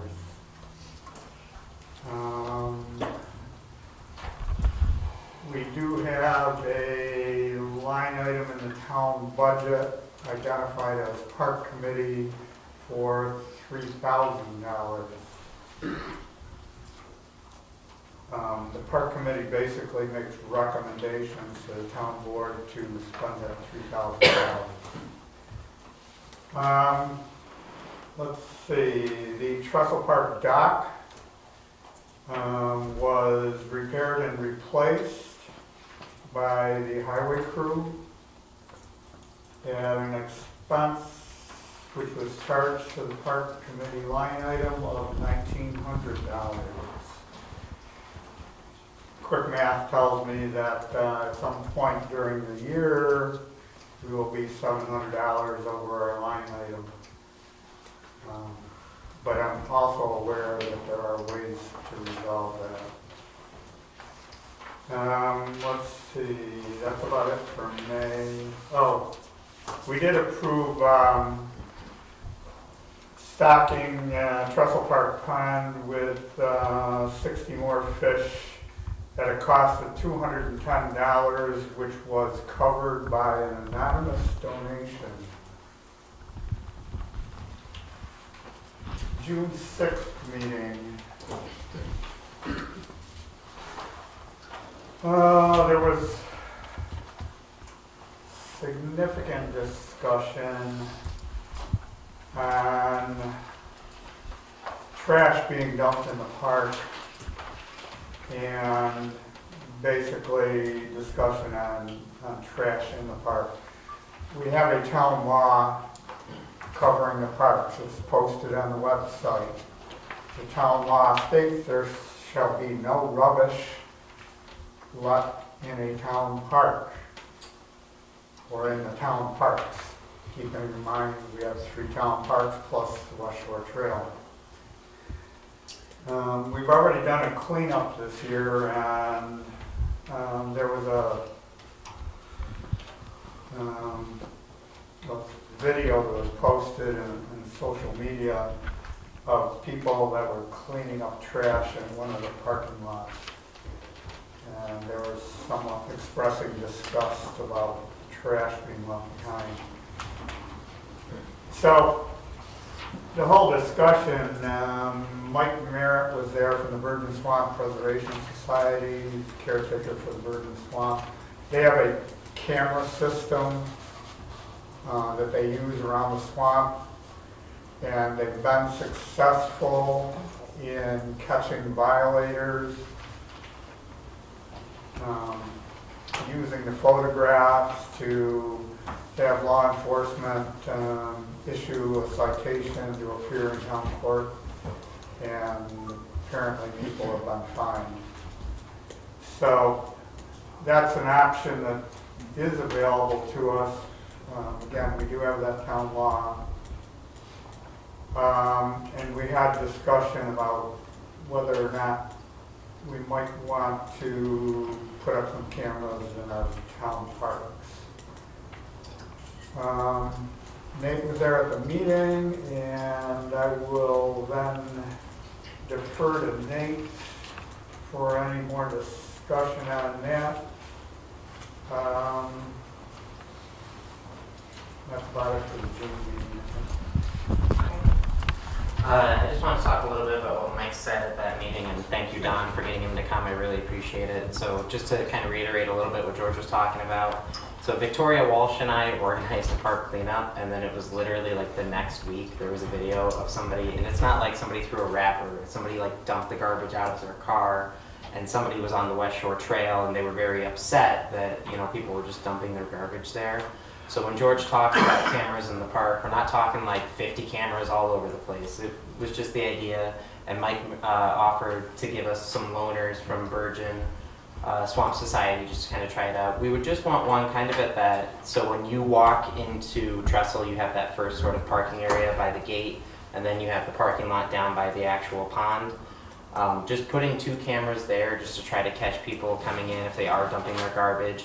Mike talked extensively about how, you know, it sounds more expensive than it really was, and he went through a bunch of numbers, and I wrote it down, and it's a little bit of a mess, but I think he said, and Don, correct me if I'm wrong, it was like $10 a month, and the cameras could take 150 photos per month. You can upgrade it to, I think it's $25, maybe a little more. And you can have one camera that's unlimited number of photos coming in, the other one goes to $250 a month. And like George was saying, the goal is not, just because Al raised the point, and I think it was a good point that he made, I know a lot of people like to have their privacy when they're in places like that, but it's just this sort of balancing act that we have where it's like, we can't have people just dumping their trash in the parks. I find it personally extremely disrespectful to the community that we live in, and not that I'm accusing anybody here at all, but just saying that, you know, to have stuff like that, I don't think is tolerable. I don't think it should just be kind of allowed to happen, and then the rest of us and other people in town just have to pick up the slack for other people. And Mike talked about too, when they put the cameras in for the Virgin Swamp, he was just amazed by the amount of stuff he was catching people doing in there, and, you know, just kind of the activities that go on in there, because people, you know, it's secluded and they don't think, you know, anybody can catch it. So the idea is just get the loaners from the Virgin Swamp Society, put them in those 2 locations, and just, you know, even if we just wanted to do a trial run, just for like a year, see if it's really worth the time. And Mike said it would only be like a 16-pack of AA batteries that we would have to pay for, and they could run for like a year and some months. So specifically what we need. I don't know if it requires a motion to approve the Parks Committee to set that up. If that is what is required, I will make the motion to authorize the Parks Committee to set up the 2 trail cams in Trestle Park at the 2 locations discussed. I'll second the motion. There's some discussion, just a quick question. Do we have to disclose that there's cameras? They don't. They don't, who's the? They do not, their cameras are hidden. No, oh, so. But do we have to? I don't know. Other than I would recommend that. I'm sorry, what's that? I'd have to look into Okay. it, I don't know. Or just Yeah, put or- those cameras, those signs up anyway? If you go to a lot of people, just a little sign that smile, you're on camera. You know, Nate, I think it's a great idea. At least you have an idea who's coming in there, and just if there is a legal issue, you got that little thing that you see, then smile, you're on camera. Right. Leave it at that, you know? And Nate, whether they're there or not, it brings up the, when you're going in there, hey, you might be looking at me. Right. And Mike, just because you made the idea come back to, Mike did talk about how having those pictures really helps when it comes to the citations because, word of mouth is great in drama, but when it comes to the legal courtrooms, you need more evidence than just somebody said somebody did something. So he really talked about how, if you have a car sitting in the parking lot and there's no trash before the car gets there, and then the camera catches it and the car leaves and there's a bunch of trash there. At least it gives you, and Nate, I think it's great, at least it gives you a starting point. If there's nothing there, you don't know where to start from, but if there's something there, you can't accuse somebody, but if you have something that you say, hey, it might be you, and if it's not them, if they did it, if they tell you it wasn't, at least they might think about it the second time. Exactly. I think it's a great idea. So there's a motion on the table to approve the placement of, Trail cams at Trestle Park in the 2 locations being. So Nate motioned and Martin seconded. a second, okay, go. We need approval for that. So we have to We vote didn't get a on vote. that motion. Or, sorry. Aye. Type. Aye. Sorry. And then I also have a second motion for what was discussed to appoint Christy Ortho, do I have that right? Yes. And Victoria Walsh to the Parks Committee. Like I said, Vicky and I, we did the Parks cleanup. Christine was there. They seem like they want to be involved. I make the motion to appoint them. I'll second. All in favor? Aye. Motion to, anything else, George? That concludes my report. Okay, thank you. Just because I'm on a roll, I'll make a third motion to accept the Parks report. Okay, very good. Second. All in favor? Aye. So moved. Fire EMS, anybody from either of those, other than that we have to do? Other than I do know that there's a meeting on, they helped me out. June 18th, 6 p.m. Yeah, I'm out of town next week, I can't go. I don't know if, I know Fred's a little under the gun that he can't go, so I don't know if maybe Jeff, Sandy, you guys. I'd be happy to go. All right, we go. So hang on, I'm just putting it. Yeah, I won't be here. I'm sorry, what day was it? June 18th. It's a Tuesday? June 18th is a Tuesday. Yeah, sorry. Yes, It's a Tuesday, It's okay, a I just Tuesday, want to yes, sorry. confirm, okay. I wrote in my notes town hall, so in my head it was like Thursday? No, my bad. And 6 p.m. 6 p.m. and it's here? It's here. Okay, thank you. So, and we did receive the Byron monthly report, and the fire department's monthly reports are now on the table next to the copier, if anyone wants to look at what they're sending us. And that's it for that, so I guess it's a motion to approve what little there is. If you're making a motion, I second it. All in favor? Aye. So moved. CEO, ZEO report. Melissa's unable to attend tonight, but she did send a report. Just 1 second, I have to find it. Last month, she had 5 permits that she issued, and she has 1 open complaint that she's working on, which I believe is in the it's scheduled next week, I believe, in court. The other thing is the Route 262 project has broke ground with a driveway, and Melissa will be doing some more work with that to ensure the permitting is correct. And I just got off the phone with her just before the meeting, so she'll be getting with me next week on that Route 262, which is the community solar project on Town Line Road. So that's the first one of those, so it's kind of new. And next meeting, we'll be looking at I think it's a bond that needs to be put in place for the decommissioning of that project. So there's a bunch of steps in the zoning law for the solar that need to be complied with. So I'll be talking with her next week after I got off the phone with her today. She said she'd talk to me about that. So that's it for the CEO's DEO report. Candy, just quick Yes. clarification. When you say next meeting, you mean July 10th or the special meeting? The July 10th one. Okay. Sorry about that. No. So I need a motion to approve, please. I'd like to make a motion to approve. Second. All in favor? Aye. So moved. Planning ZBA? Anything to? I was not able to attend because I had a training. I know you were there. Brandon, were you there? So I will defer to you two. I did talk to Chris. Chris said they were going over the revisions still, so they're still moving along. And he told me there was the second thing, which is now escaping me. So I will defer to you two to kind of talk about specifics, if anything.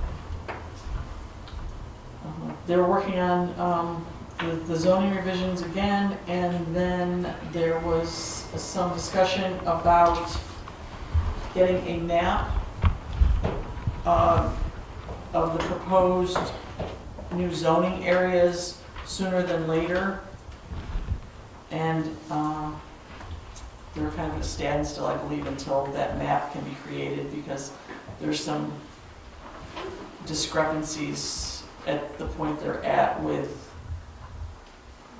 my belief is, the intention of where the zoning was supposed to go based on the comprehensive plan, and where it got left off at the end of last year, or I'm not sure exactly what Bridget was, what she was given. I'm not privy to that. I haven't been keeping up, but there's some questions about some stuff that need to be resolved, I believe, on the planning board end before edits can continue.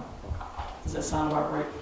Yeah, some of the districts didn't quite align with the old zoning map, so we needed a new zoning map just to make sure that everything Flows the way it's supposed to. the way it's supposed to, yes.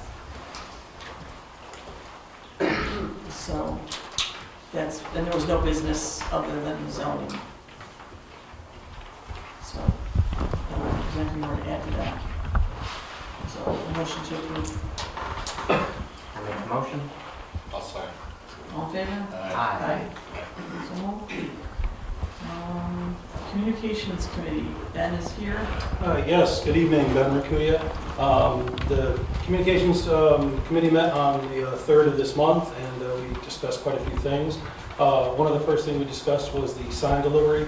I was able to make a call to the fire chief, just a little while ago. Unfortunately, I was unable to call him back to get the details in regards to picking it up and actually having it brought over here. So that is TBD.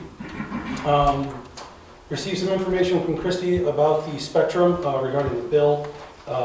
There are 4 lines. 2 are incoming lines. 1 is a fax line, and 1 is dedicated to the alarm system. So we now have, thank you, Christy, for that information. That gives us the opportunity to keep those lines as is. Again, there's no reason to change it out, and we need those for those specific purposes. The other one was postage meter quote.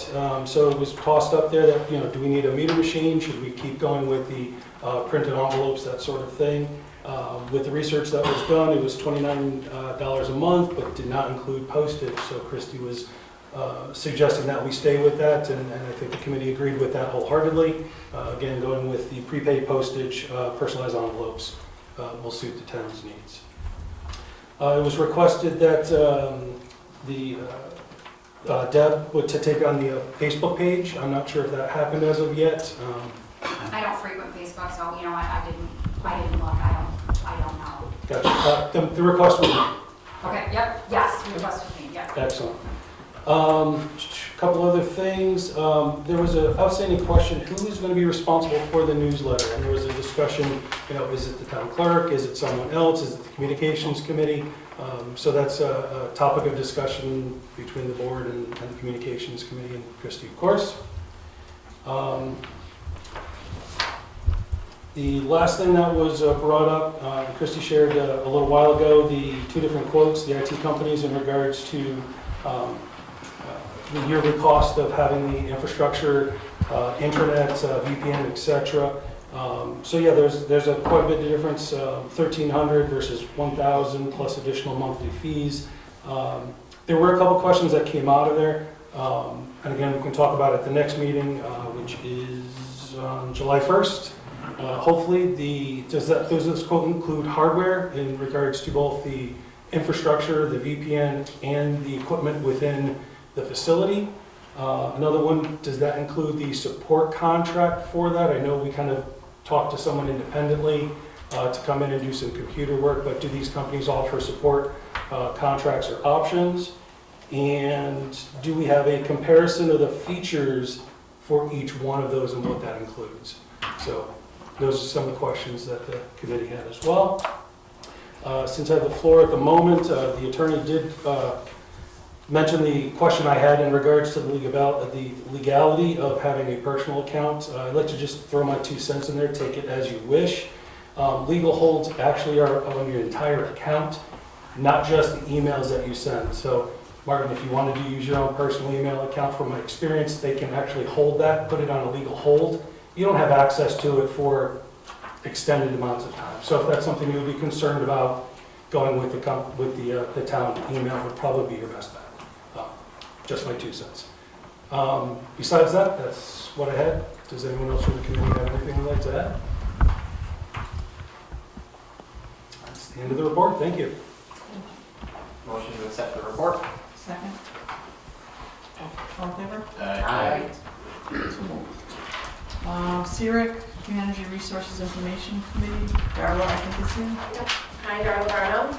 I had brought to your attention on March 27th, I don't know if you remember, that we had qualified and received a $10,000 grant from NYSERDA. Do you recall that?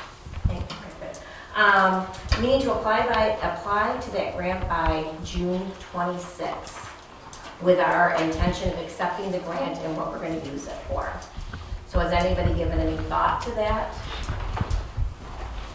As that note that came, that has been applied towards since the time is of the essence and there are an audit of the building.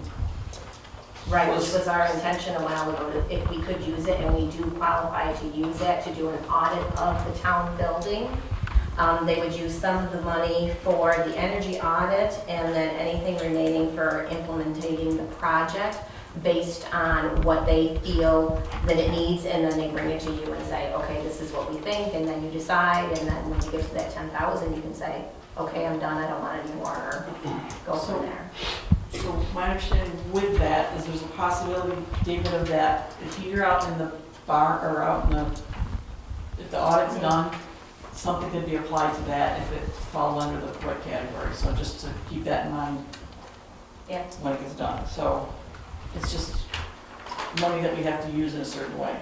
So it's being applied at the town. We have to apply for It that is. by the 26th of June. It's been submitted. Oh, you did? Okay. Yes, based on what the criteria was for that grant. Okay, good. All right, that's all I got. I just want to make sure we weren't passing that money away.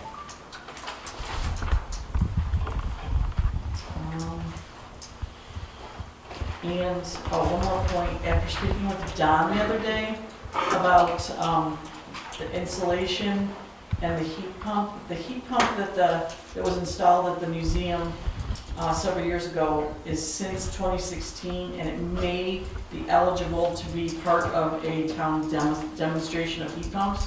which would allow the CERIC committee, and the town, I should say, to get another 700 points under their belt by just, and then he just forwarded me the information on the heat pump demo, so that could be something to bring more people into the museum, see its archives, and see what, new technology has.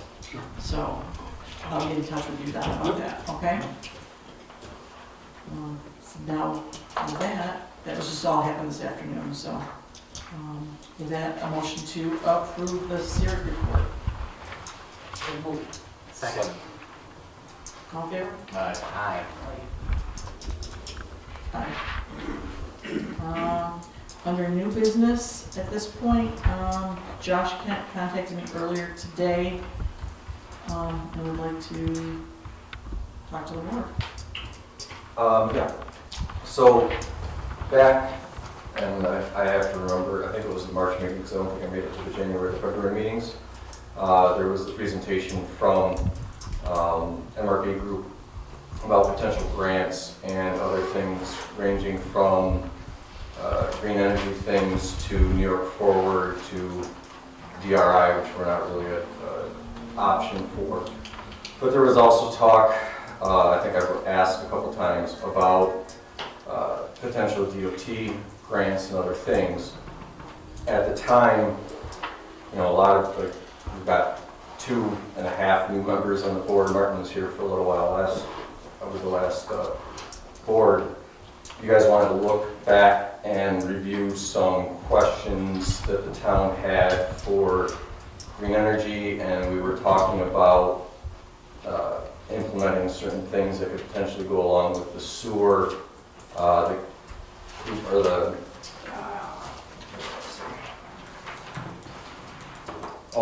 the community pledge for the pro-housing was one of the things that they brought up that day, MRB, that gave us extra points for grants. I just wondered if the board had looked into any of the past meetings, answered the questions, or if we were looking into any of that.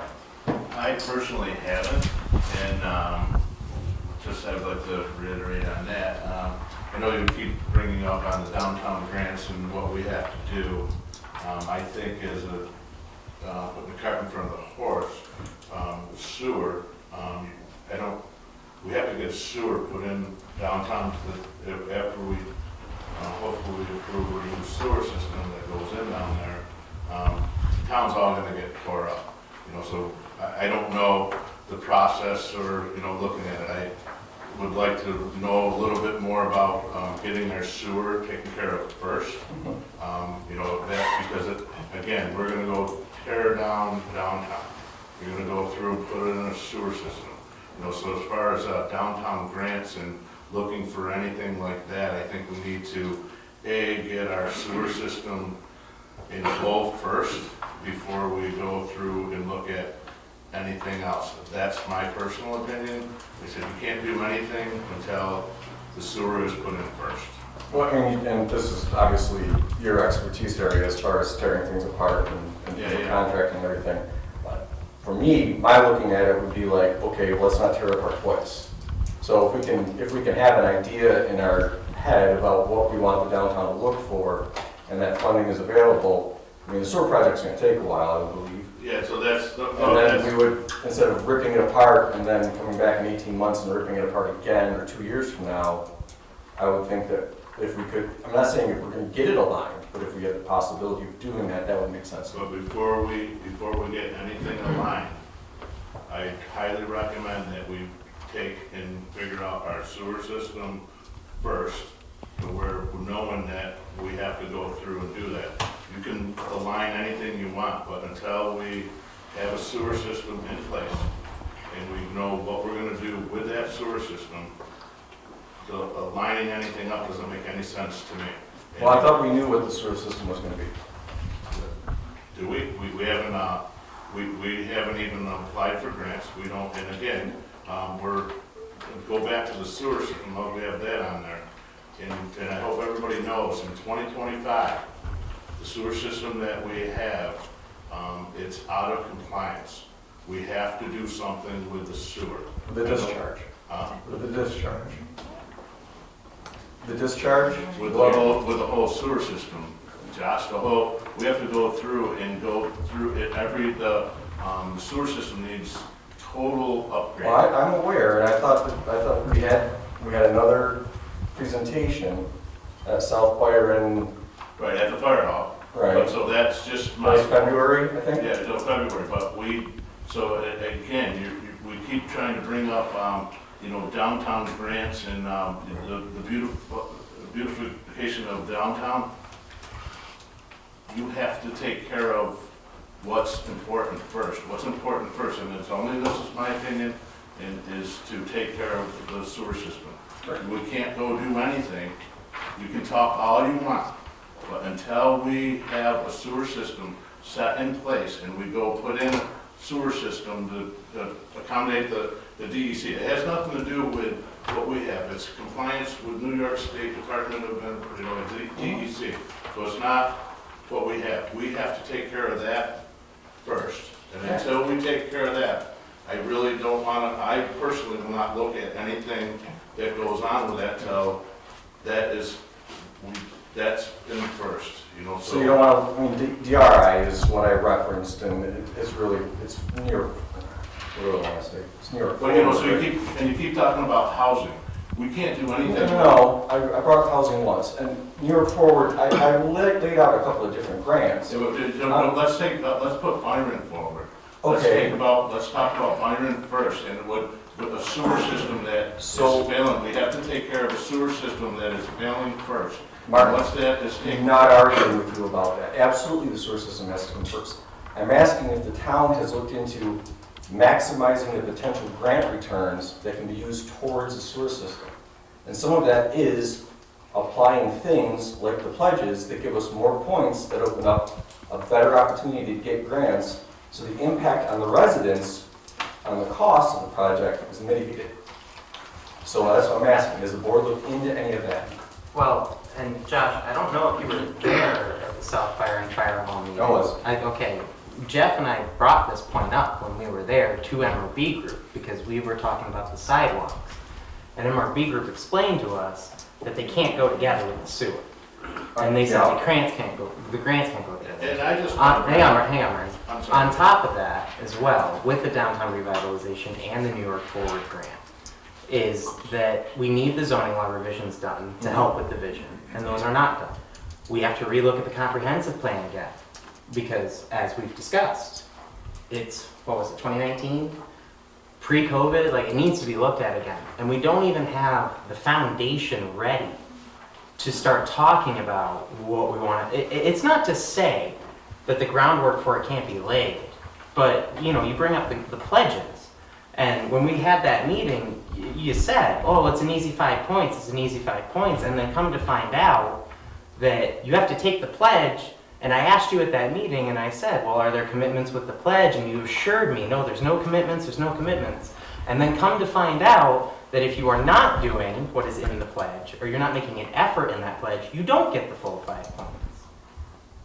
What? I think you're putting words in my mouth. I am not. I would not sit there and pretend that I was an expert in the legality of a pledge. I would have referred back to legal counsel. And the only pledge that we were looking at, I believe at that time, was the green energy, not the pro-housing. Right. Pro-housing pledge, at that time, when I was on the board, it was Paul Boylan, who was the town council, and we were talking about CERIC and the green climate smart communities, or I'm going to screw up the acronyms. That was the one that I was referring to, Paul saying that this isn't binding. So don't put me on the pro-housing one. I don't believe that, and well, then perhaps there was just confusion I there, think so. because at that meeting we were talking about, so maybe it just tied in together and it just got muddled there. And that was the presentation from MRB Group about potential grants and everything else. I didn't speak at the sewer presentation that was over in South. Right, and that wasn't the one I was referring to. When we were here with the green energy pledge, which was what I was referring to, and like I said, perhaps it just miscommunication. I'm not trying to put words in your mouth, but I did ask because you mentioned the green pledge. Green energy, not pro-housing. And again, Right. I'm going off of, we can pull minutes from whatever. In fact, I think you had asked about, Fred, about the reservations of the board regarding that climate smart communities. And I said, I believe that that one actually was recorded, because I thought it was back when we were all remote, so there may be a Zoom file floating around somewhere in the town archive, I'm not positive. But pro housing, DRI, New York Forward, the DOT, the sewer, those are all different platforms, all different grants, and they don't intermingle. I guess my question is, has the board gone after any potential grant on any front at all? And I'm gonna go back to what I Even said. sewer, Martin, even sewer. And that's, and we'll go back to what MRV said that one night that they were here. Everybody has to remember, if you apply for a grant, most of the grants that you have to do, if you're looking for a grant, you have to spend money first, whether it's personal money or whatever. You know, a grant isn't, it's free money after you've proven your worth to go there. So if you get a grant for something, you just say you get $1 million grant, you know, so you have to get $1 million grant. You took it a personal or whatever you have to do. You have to spend $2 million or whatever that is and prove that you have made your work before you can get a grant. A grant money isn't given to you until you've completed the project to give them, you know, to prove that what you have done is worth the grant. So I just want everybody to, you know, that. So did I look at it? Absolutely not. And I will not look at anything till we start with the sewer first. That's my personal opinion. So is MRB looking at every grant possible for the sewer? Let's hope so. Well, we had this grant writing request when we did the WQIP tonight, where we were submitting the consolidated funding application with the WQIP to help with the sewer. So yes, we are doing the grant. And so to answer that, once that is taken care of, taken care of in the ground and completed, or taken care of approved? let's get it approved and get that started first. But again, if you don't have a sewer system, You're literally you have crap. Yeah. You know, I'm going to use it in there. So if that doesn't work, we might as well go back to old times and have an outhouse. But that's, again, so if you ask me to keep looking into something that we're looking into, I will not look into anything whatsoever until we have this sewer system in place and doing what, take care of, again, water, sewer, or let's go back to what people, water, sewer. Once this town gets everything in line, that's when you start asking me what is important. We need to get what's important first, and that's only in my opinion only. You know, so that's the answer to that question. Until we get a sewer system, water done, take care of our people, sewer, then I'll start answering that question. Until then, so MRB has stated that with the zoning and comprehensive plan, we're nowhere near ready for these grants. For New York Forward? I don't know which ones.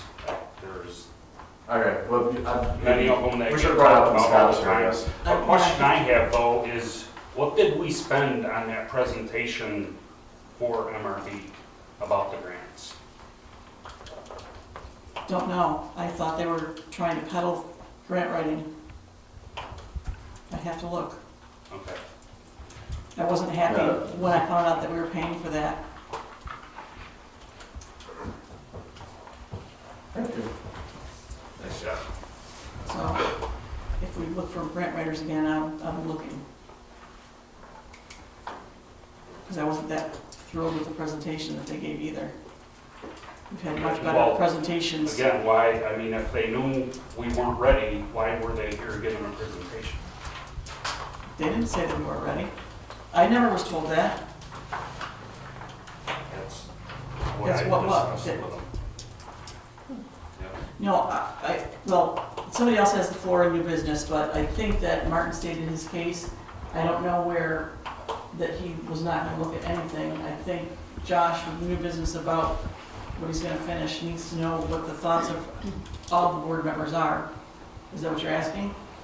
I think I have a pretty clear understanding No, of but where I the mean- board sits at this point. Well, I mean, unless somebody has a different opinion, what's out here is that we're gonna get sewer and water taken care of, and at that point, then we will turn our attentions to anything else. I mean, Josh, it's not necessarily a different opinion, but I do want you to like understand that it's not that I'm not not necessarily in line with you, but not that I don't think that there's work to be done to do it. So that's why my focus is getting those zoning law revisions done, getting the comprehensive plan done, so that we are ready for those grants. So because like you said, you want to know kind of where we stand on it. I agree with Martin that we got, with regards to the sewer and the funding, and water improvement, and just getting that stuff done. So whilst we're doing that, let's not try to, not necessarily rush, but try to push through an application that's really not ready. I'm not asking to submit any application, I just wondered if anybody that was doing anything about it. Well, to be clear, I wasn't saying you were, I was just making the point that, but, so to answer your question, that's what I'm trying to do about it. Because we should have that foundation ready, because I'm not against downtown revitalization, Lord knows we need it. Again, that's just one of the many grants. Right. Like New York or all that. So, can I interject at that to answer your question? No, you're not allowed. There's opportunities in town that, in talking to someone from the Department of State, they referred me to 2 programs that the town could be eligible for very easily, and one of them was a smart growth, actually 3 of them, excuse me.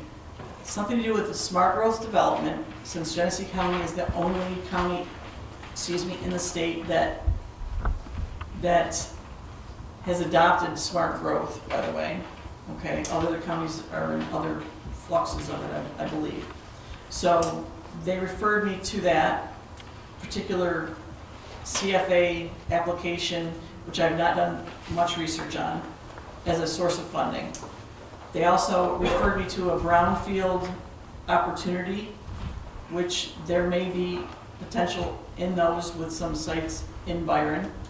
Just putting that on the docket of things, with some old, what do you call them, stations? Service stations in the area, and it's just funding that would come for the town to look into those sites, as opposed to the owner or whatever, okay?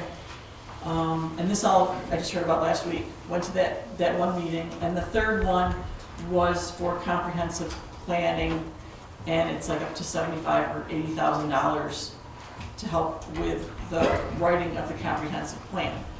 By applying for these grants now, the grants don't even get awarded until spring, probably some of these next year. And then by the time that you apply for, or excuse me, set up things, you're looking 1.5 years out before you even trigger some of the grant funding to do things.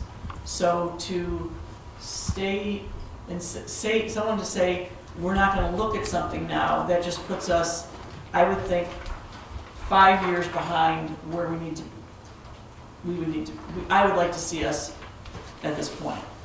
We're working towards stuff, and I'm sorry, I'm taking I was just thinking about something that Jeff brought up, because I think it's a fair point about the expense of MRB Group and, spending money on the grants. Is there any, and you just talked about some money being available to update your comprehensive plan. Is there money out there, councils or, that would offer assistance in these so you don't have to pay for professional services? Is there anything like that? Yes. Or anything?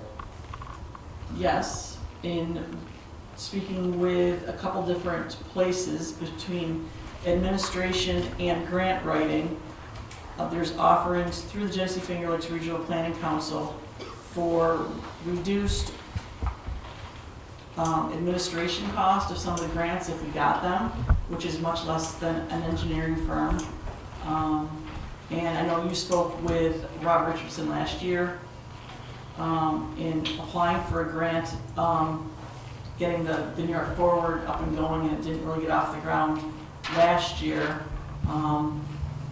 In reaching back out to him, you received that letter today, which all of you received a copy of the letter that came in this afternoon. Even if the board is not in a position you want to make sure you've got everything else in order first, we could have assistance that maybe doesn't cost the town money.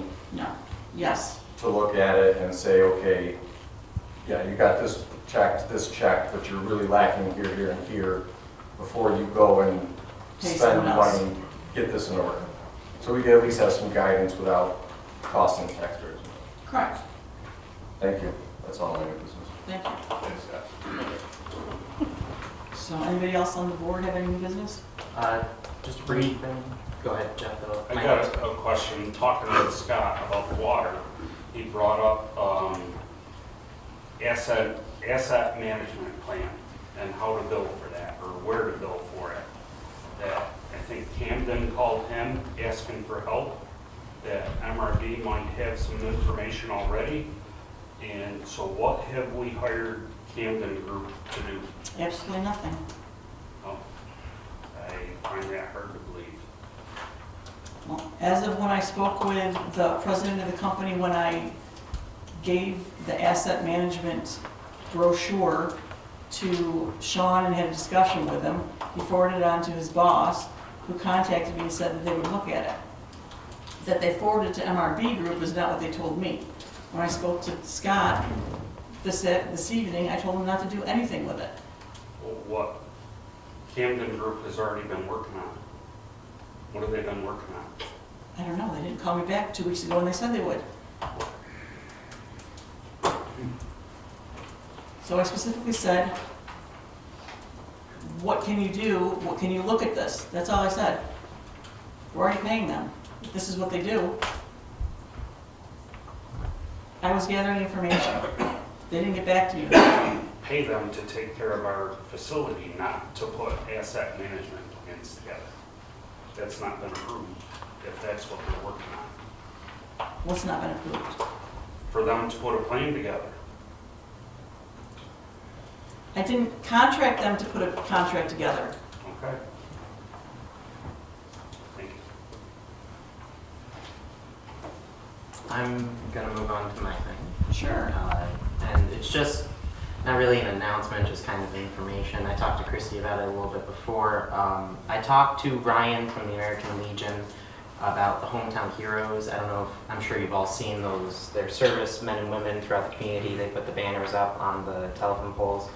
I talked to Ryan at the Memorial Day Parade, and he said he'd really like to try to kind of get the groundwork going for that for next year, so we can have some of those in Byron for the people in Byron who serve the town and everything like that. So I just wanted to let people know. And Christy, you can talk about what you told me a little bit. Yep, so Mrs. Gerard, who helps take care of the Imagination Library, she had made mention as well that she's on the committee that gets all those hometown hero flags together. She had stated that it was brought up in the past, but nobody was really interested because obviously it is a charge to the family. If I don't quote me on this, maybe $250, $300 per flag. We just didn't have enough folks interested at the time, which again, this could have been a while ago. When Nate had spoken with them as well, he almost alluded to the fact that maybe they have a list somewhere of folks who have maybe already had paid or would be interested in looking to get some hometown hero flags, but Virgin's running out of a lot of space in their downtown district to put them. So if anybody is interested in something like that, I'm more than happy to talk to anybody about that. I think it's a great idea if anybody's interested, but again, it's, you know, my impression is that it is a cost to the family if you're interested in. It is. Yes. Okay, that's what I thought, okay. And Ryan is fairly new too, so I will plan on reaching out to Ryan just to confirm exactly what, you know, his understanding is regarding the hometown hero flags. But if anybody is interested, please let me know. Because like I said, even like Nate said, you know, even for something for next year, I think it's a great idea to, you know, recognize those folks in our community. And then one other quick thing, just because she mentioned the Imagination Library, and I promised I would talk about them ad nauseum. They are still seeking monetary donations. So if you don't know about the Imagination Library, it is a program done by Dolly Parton to send books to children age 0 to 5 in the community. I can't emphasize enough how important reading is at those early age levels and children being read to and how important it is. It is free to families that sign up. And it's a wonderful program. It's just trying to put books to new families, people who, and they don't just give you the books, they tell you how to reach your children. They walk you kind of through different stories, different things. So if you have the ability to, let me just find her number, but Anna Marie Barkley is the president or was on the committee for it. So I will find her number. You guys just give me a second. If you could reach out to her if you have any money just burning a hole in your pocket that you'd like to donate to a great cause. They do still look for signups in Byron. So if you have grandchildren or a family member or somebody who in town that you know has kids that isn't signed up for it, please encourage them to sign up. It's really important children read at their early age levels. And so I'm going to look for that number, but don't wait for me.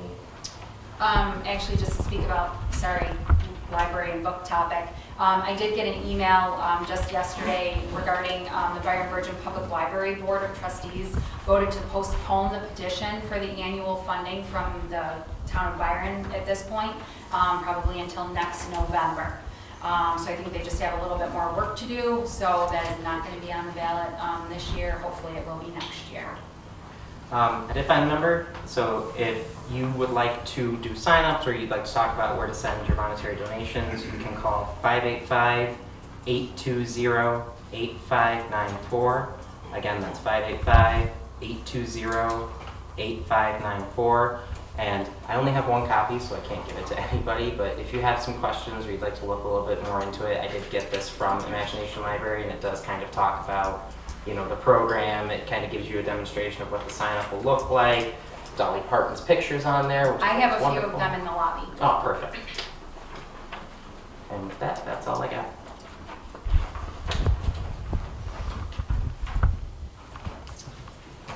Okay, anybody else, new business?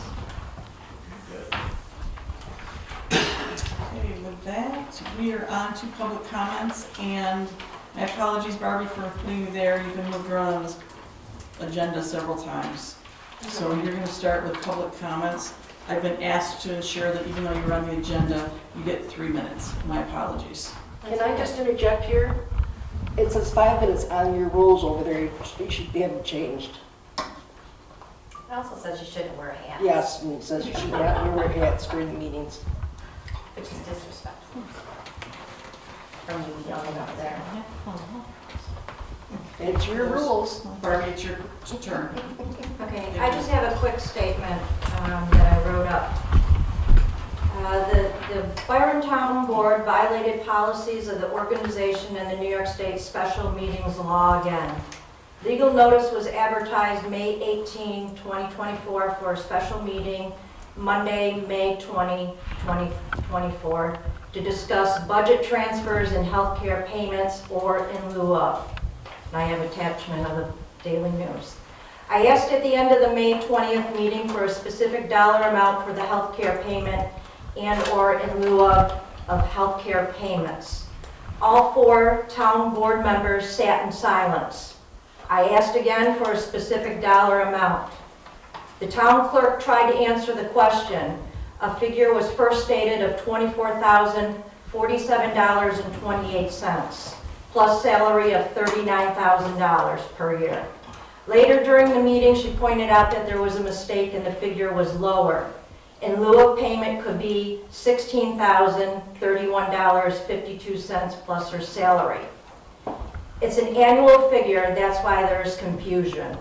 All 4 town board members sat in silence.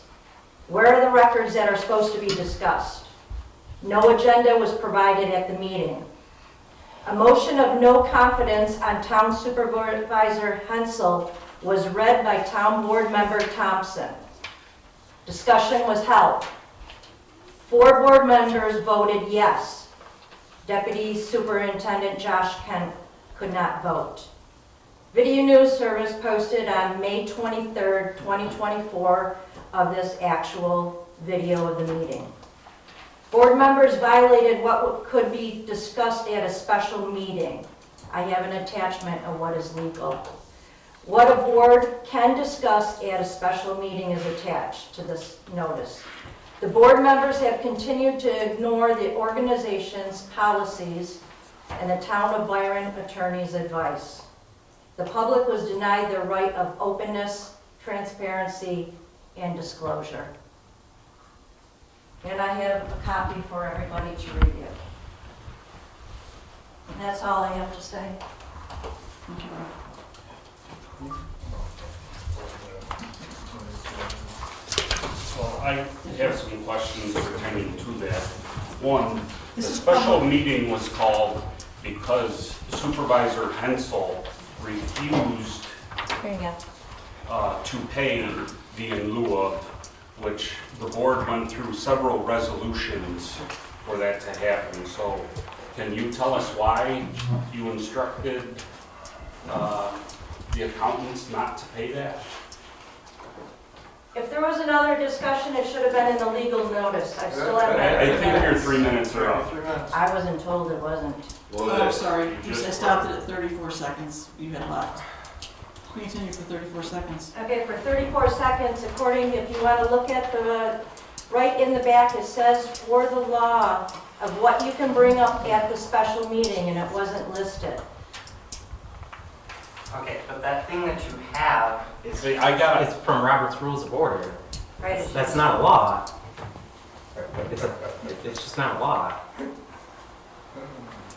Okay. I have a So- question to the supervisor. Yes, sir. Why was that refused to pay her? All right, respectfully, This is, I got a question. why wasn't it brought to new business, Josh? Huh? This is public comments. This Why is wasn't it public brought to new comments. She's the one business? that asked the She question. brought it up, She made a comment. and I'm, I don't think she asked a question. regardless, I'm asking. I'm a citizen too. No, they said I don't count my 3 minutes. Oh, yes, you do. No, they said. you didn't raise your hand. Oh, yes, it does. I have a question. In the absence of the supervisor. And she's sitting there. So you can sit Yes. now. I did, Person on the twice. Can you Can repeat we- the can question? Why was the payment refused? Did she get paid? It's not answering the question you just asked it. Why was it refused? Because I was reviewing all of the documents that were very hard to find in this place, and now that I'm locked out of anywhere to look at them, to ensure that we were doing what we were supposed to. You only made a resolution, it's not a law. Yes, it is. No, a resolution is a resolution a law? No, it's not quite the law. It's binding on the town until something is. And she got paid, so we bound to what we said She we would got do. paid after we had to go through the circus. And you're continuing the Okay, circus, which is so done.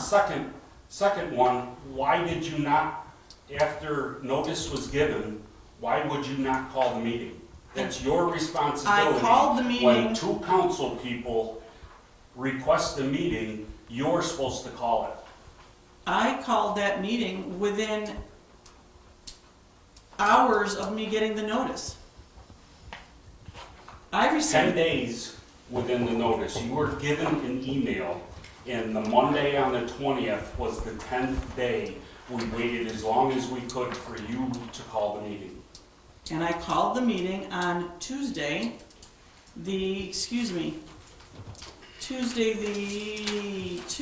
let's see. It was on the 21st of that. Let's see. You called it it's on the in May. 22nd.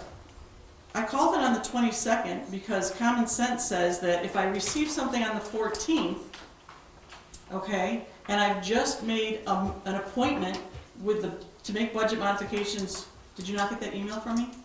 Inviting you to come down to the bookkeeper, which I was Yes. working on Monday. So if I received the notice on the 14th, The notice was given on the 10th.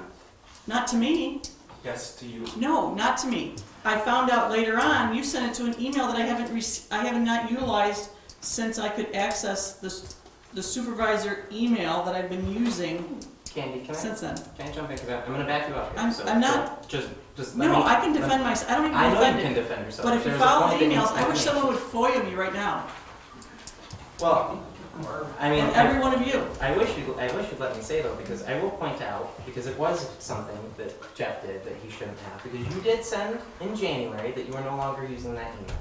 Don't dispute that at all. You were still notified the request was sent to you on the 10th, and refused, just refused. No, I didn't refuse anything. You did.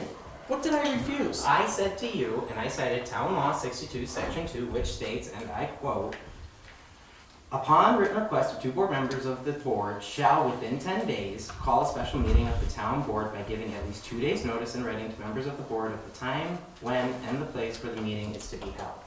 You tried to say that we had a regular scheduled meeting on the 22nd. I had to point out to you that we did not have that second meeting that day. Thank you And for the then clarification. after that was said, you still said, well, I'm still only gonna hold the meeting on the 22nd. So it became, and look, I'm gonna be really honest with you.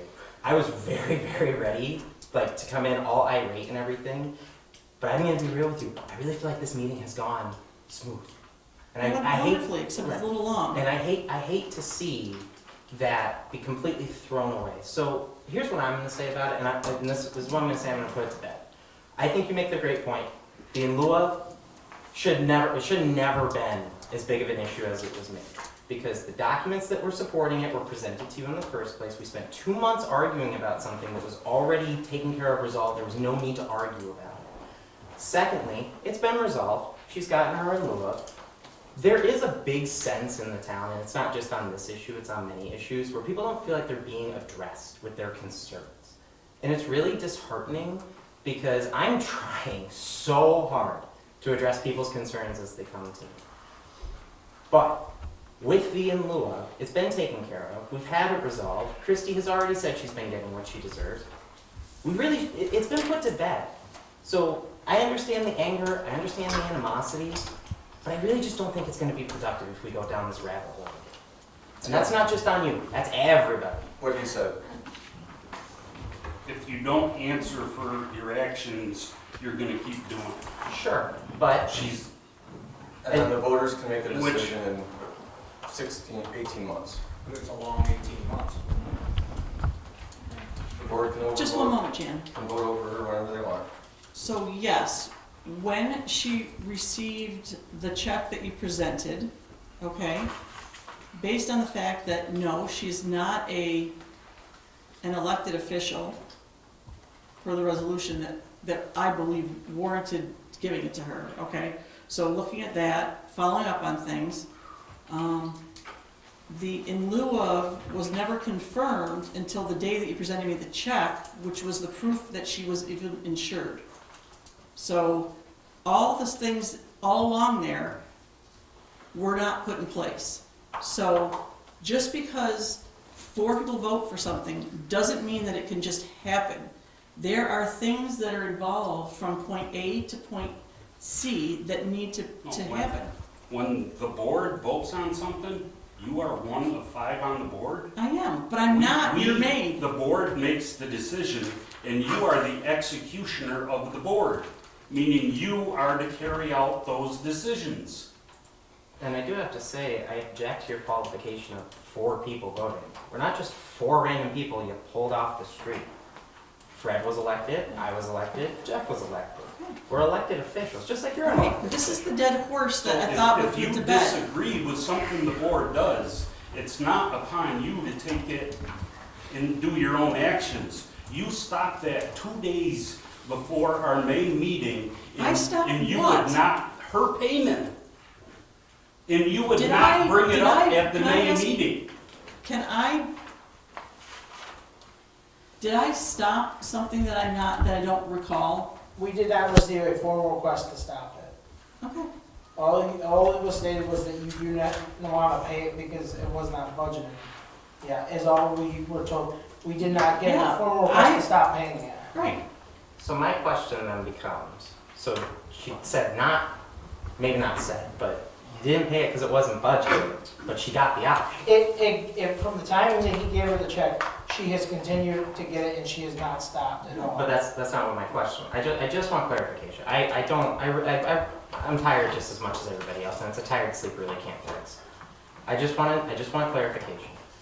She got the option. She took the option. It wasn't on the budget, so you didn't pay it. Is that? Do I have that right? When? And if I didn't ask that clearly, I guess I would can't just follow without like to dates hear from and- Justin, because Justin said it. I would I'm just sorry, like we don't. We've never received a formal request from her to pay it. Right. Just, Did It you was only receive a through verbal Jeff that we request? were. No, we've never So- received so a that formal was- request for her to pay it. We've only been receiving, Jeff is the one that told us that we need to start paying it. She has asked us for help with calculations, she's helped with different questions as far as that goes. But we've never received a formal request to pay it, never received a formal request to not pay it. Okay, so I guess I'm not asking my question clearly enough, so I'm gonna try again. You said that you didn't pay the in lieu of because it wasn't budgeted, right? No, I didn't say we did. I said she has said that she didn't want to pay it because it wasn't properly budgeted. So she said But she not didn't to give pay. us a formal request to not pay it. But- She just but she made did the tell you comment not to. that she doesn't want to pay because it's not budgeted yet. So she did tell you not to pay it because it's not budgeted. We did not receive a formal request not to pay it. But you received a verbal request. no, I didn't verbally request not to. I was clarifying points. I'll talk later. Yeah, but you didn't also verbally ask after we had a meeting, you didn't say, hey, we voted on to make sure they had it. You didn't say, hey, let's make sure that, again, this is a business, we need people, we meant to take care of the people that work with us. You didn't go above and beyond to make sure that you did that, is that? I don't understand your question, to be honest. I didn't go above and beyond what? So he Looking just, at the line item on the budget, not seeing it, trying to clarify if the person that was appointed is entitled to something. Okay, yeah. so that after- takes time. so I don't have, yeah, so I don't after have we- someone that After does we this right. voted that night, you would think, in my opinion, again, being a businessman, the most important thing that you have that works in a business, since the town is a business, the most important thing you have is people. So Okay. after that meeting, you would have thought then, hey, let's make sure that this person that we have, that we, in here, let's take care of them first. You didn't go above and beyond. I didn't to do make sure- anything, I'll probably be honest, I did not probably do anything with that until Monday when I was back in the office, and probably not until the next time it was payroll, but I don't see payroll, so I don't keep track of that every 2 You know, weeks. so that's what I think, we need to get back to the basic people first. I'll tell you what, why don't you come in on a certain day and we'll work on a certain project, each one of you. Back to basics. We'll each pick a topic and we'll work on it once a week. See, but That's okay. that's You can a pick your own topic. separate thing though, like, that's what we're Right. supposed to So- do here. Not this. I mean, Not all- this, but that no offense, topic. every one of your questions and comments to each other should have all happened in the last 2 weeks. We're waiting for it to happen here in front of the camera so we can have a performance so that everybody in Genesee County and the outlying areas can watch. So we're all looking for from here it looks like we're looking for a soundbite. We're gonna hold her accountable. But guys, we had a pretty good meeting that Monday. We had a pretty good meeting without you guys that Wednesday. We had a pretty good meeting tonight up until this happened, but that was 2 weeks ago. All of these questions could have been asked to her directly outside of this room, not taking up all of our time or being on the camera. And I feel like you're just waiting for that particular situation to try to land blows on all 5 of you, not just Jeff or Martin or May's me. meeting went really well also, Yeah. only to find out 2 days later, she's trying not to pay the clerk again. We are in public comment. if you want to Correct, move it we along. need to move it along. There was somebody else that had a comment there because I think James been you can email me, we'll answer any of this. I wrote up this statement, but Go ahead, please. after all this fiasco, I want to just read the last line and walk out. My last line was, as of right now, I for one vote no confidence in our councilman. In regard to of the meeting on May 20th, and you voted no confidence in Supervisor Hensel, one of the key steps in the no confidence vote is to seek resolution before the escalation. Did you take any steps in resolving? I'd like to hear them Well, after the meeting. finish. The resolution should have been posted on the town website ahead to inform residents that it was going to happen. The process that Josh Kent keeps bringing up that you can't all seem to grasp. Normally the person who is the subject of the vote should be given the opportunity to give their side of the story. Supervisor Hensel was not afforded that opportunity. I feel the whole matter was handled in an underhanded manner. I'm sure Supervisor Hensel has made mistakes. We all do while learning a new job. Not only was she trying to learn her job, she was also covering the town clerk's responsibilities. And I wondered, was she compensated for that work? I feel the most egregious mistake she's made was not calling the police on the previous supervisor and town clerk for not providing passwords for programs necessary to do the job. You talk about hostility and confusion. Good example of it tonight.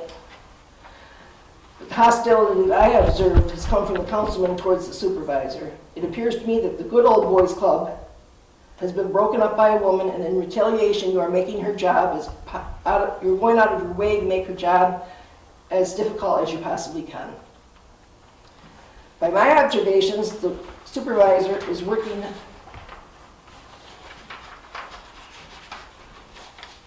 to teach herself about the job while also researching different avenues for funding projects to improve the town for the future. It seems to me that the board clearly does not care what residents think. Important resolutions are brought up at the board meetings and voted on without resident input. We are now only allowed to speak at the end of meetings after the vote has taken place. I feel residents should have opportunity to voice their concerns. Poor communication causes 70% of problems. This board has major communication problems, interpersonal communication between each other and communicating with residents. I truly hope that the board will address these issues as a whole. Possibly some team building and communication workshops might help. And you two still have your hats on. Amen. Thank you very much. You know, on that, I'm just gonna say, you're not as informed as you like to think you are. Number one. Is there anybody else that has public? No. I want to finish it. No, You know what? because number one, you said that there was no attempt at remedy. I sat with her at Byron's Park for 2 hours. Then I'll never. And we I'll said never it, and we again. talked, and we went over it. And if I gotta take the hat off, I'll take the hat off if it really means that much to you. On top of that, The it's meeting also, hasn't been adjourned. The meeting hasn't been adjourned. you know what? This is clearly not gotten productive. I make the motion to adjourn. Sorry. All in favor? Second. Have a good night, have a good Aye. week. I'll see somebody here next week.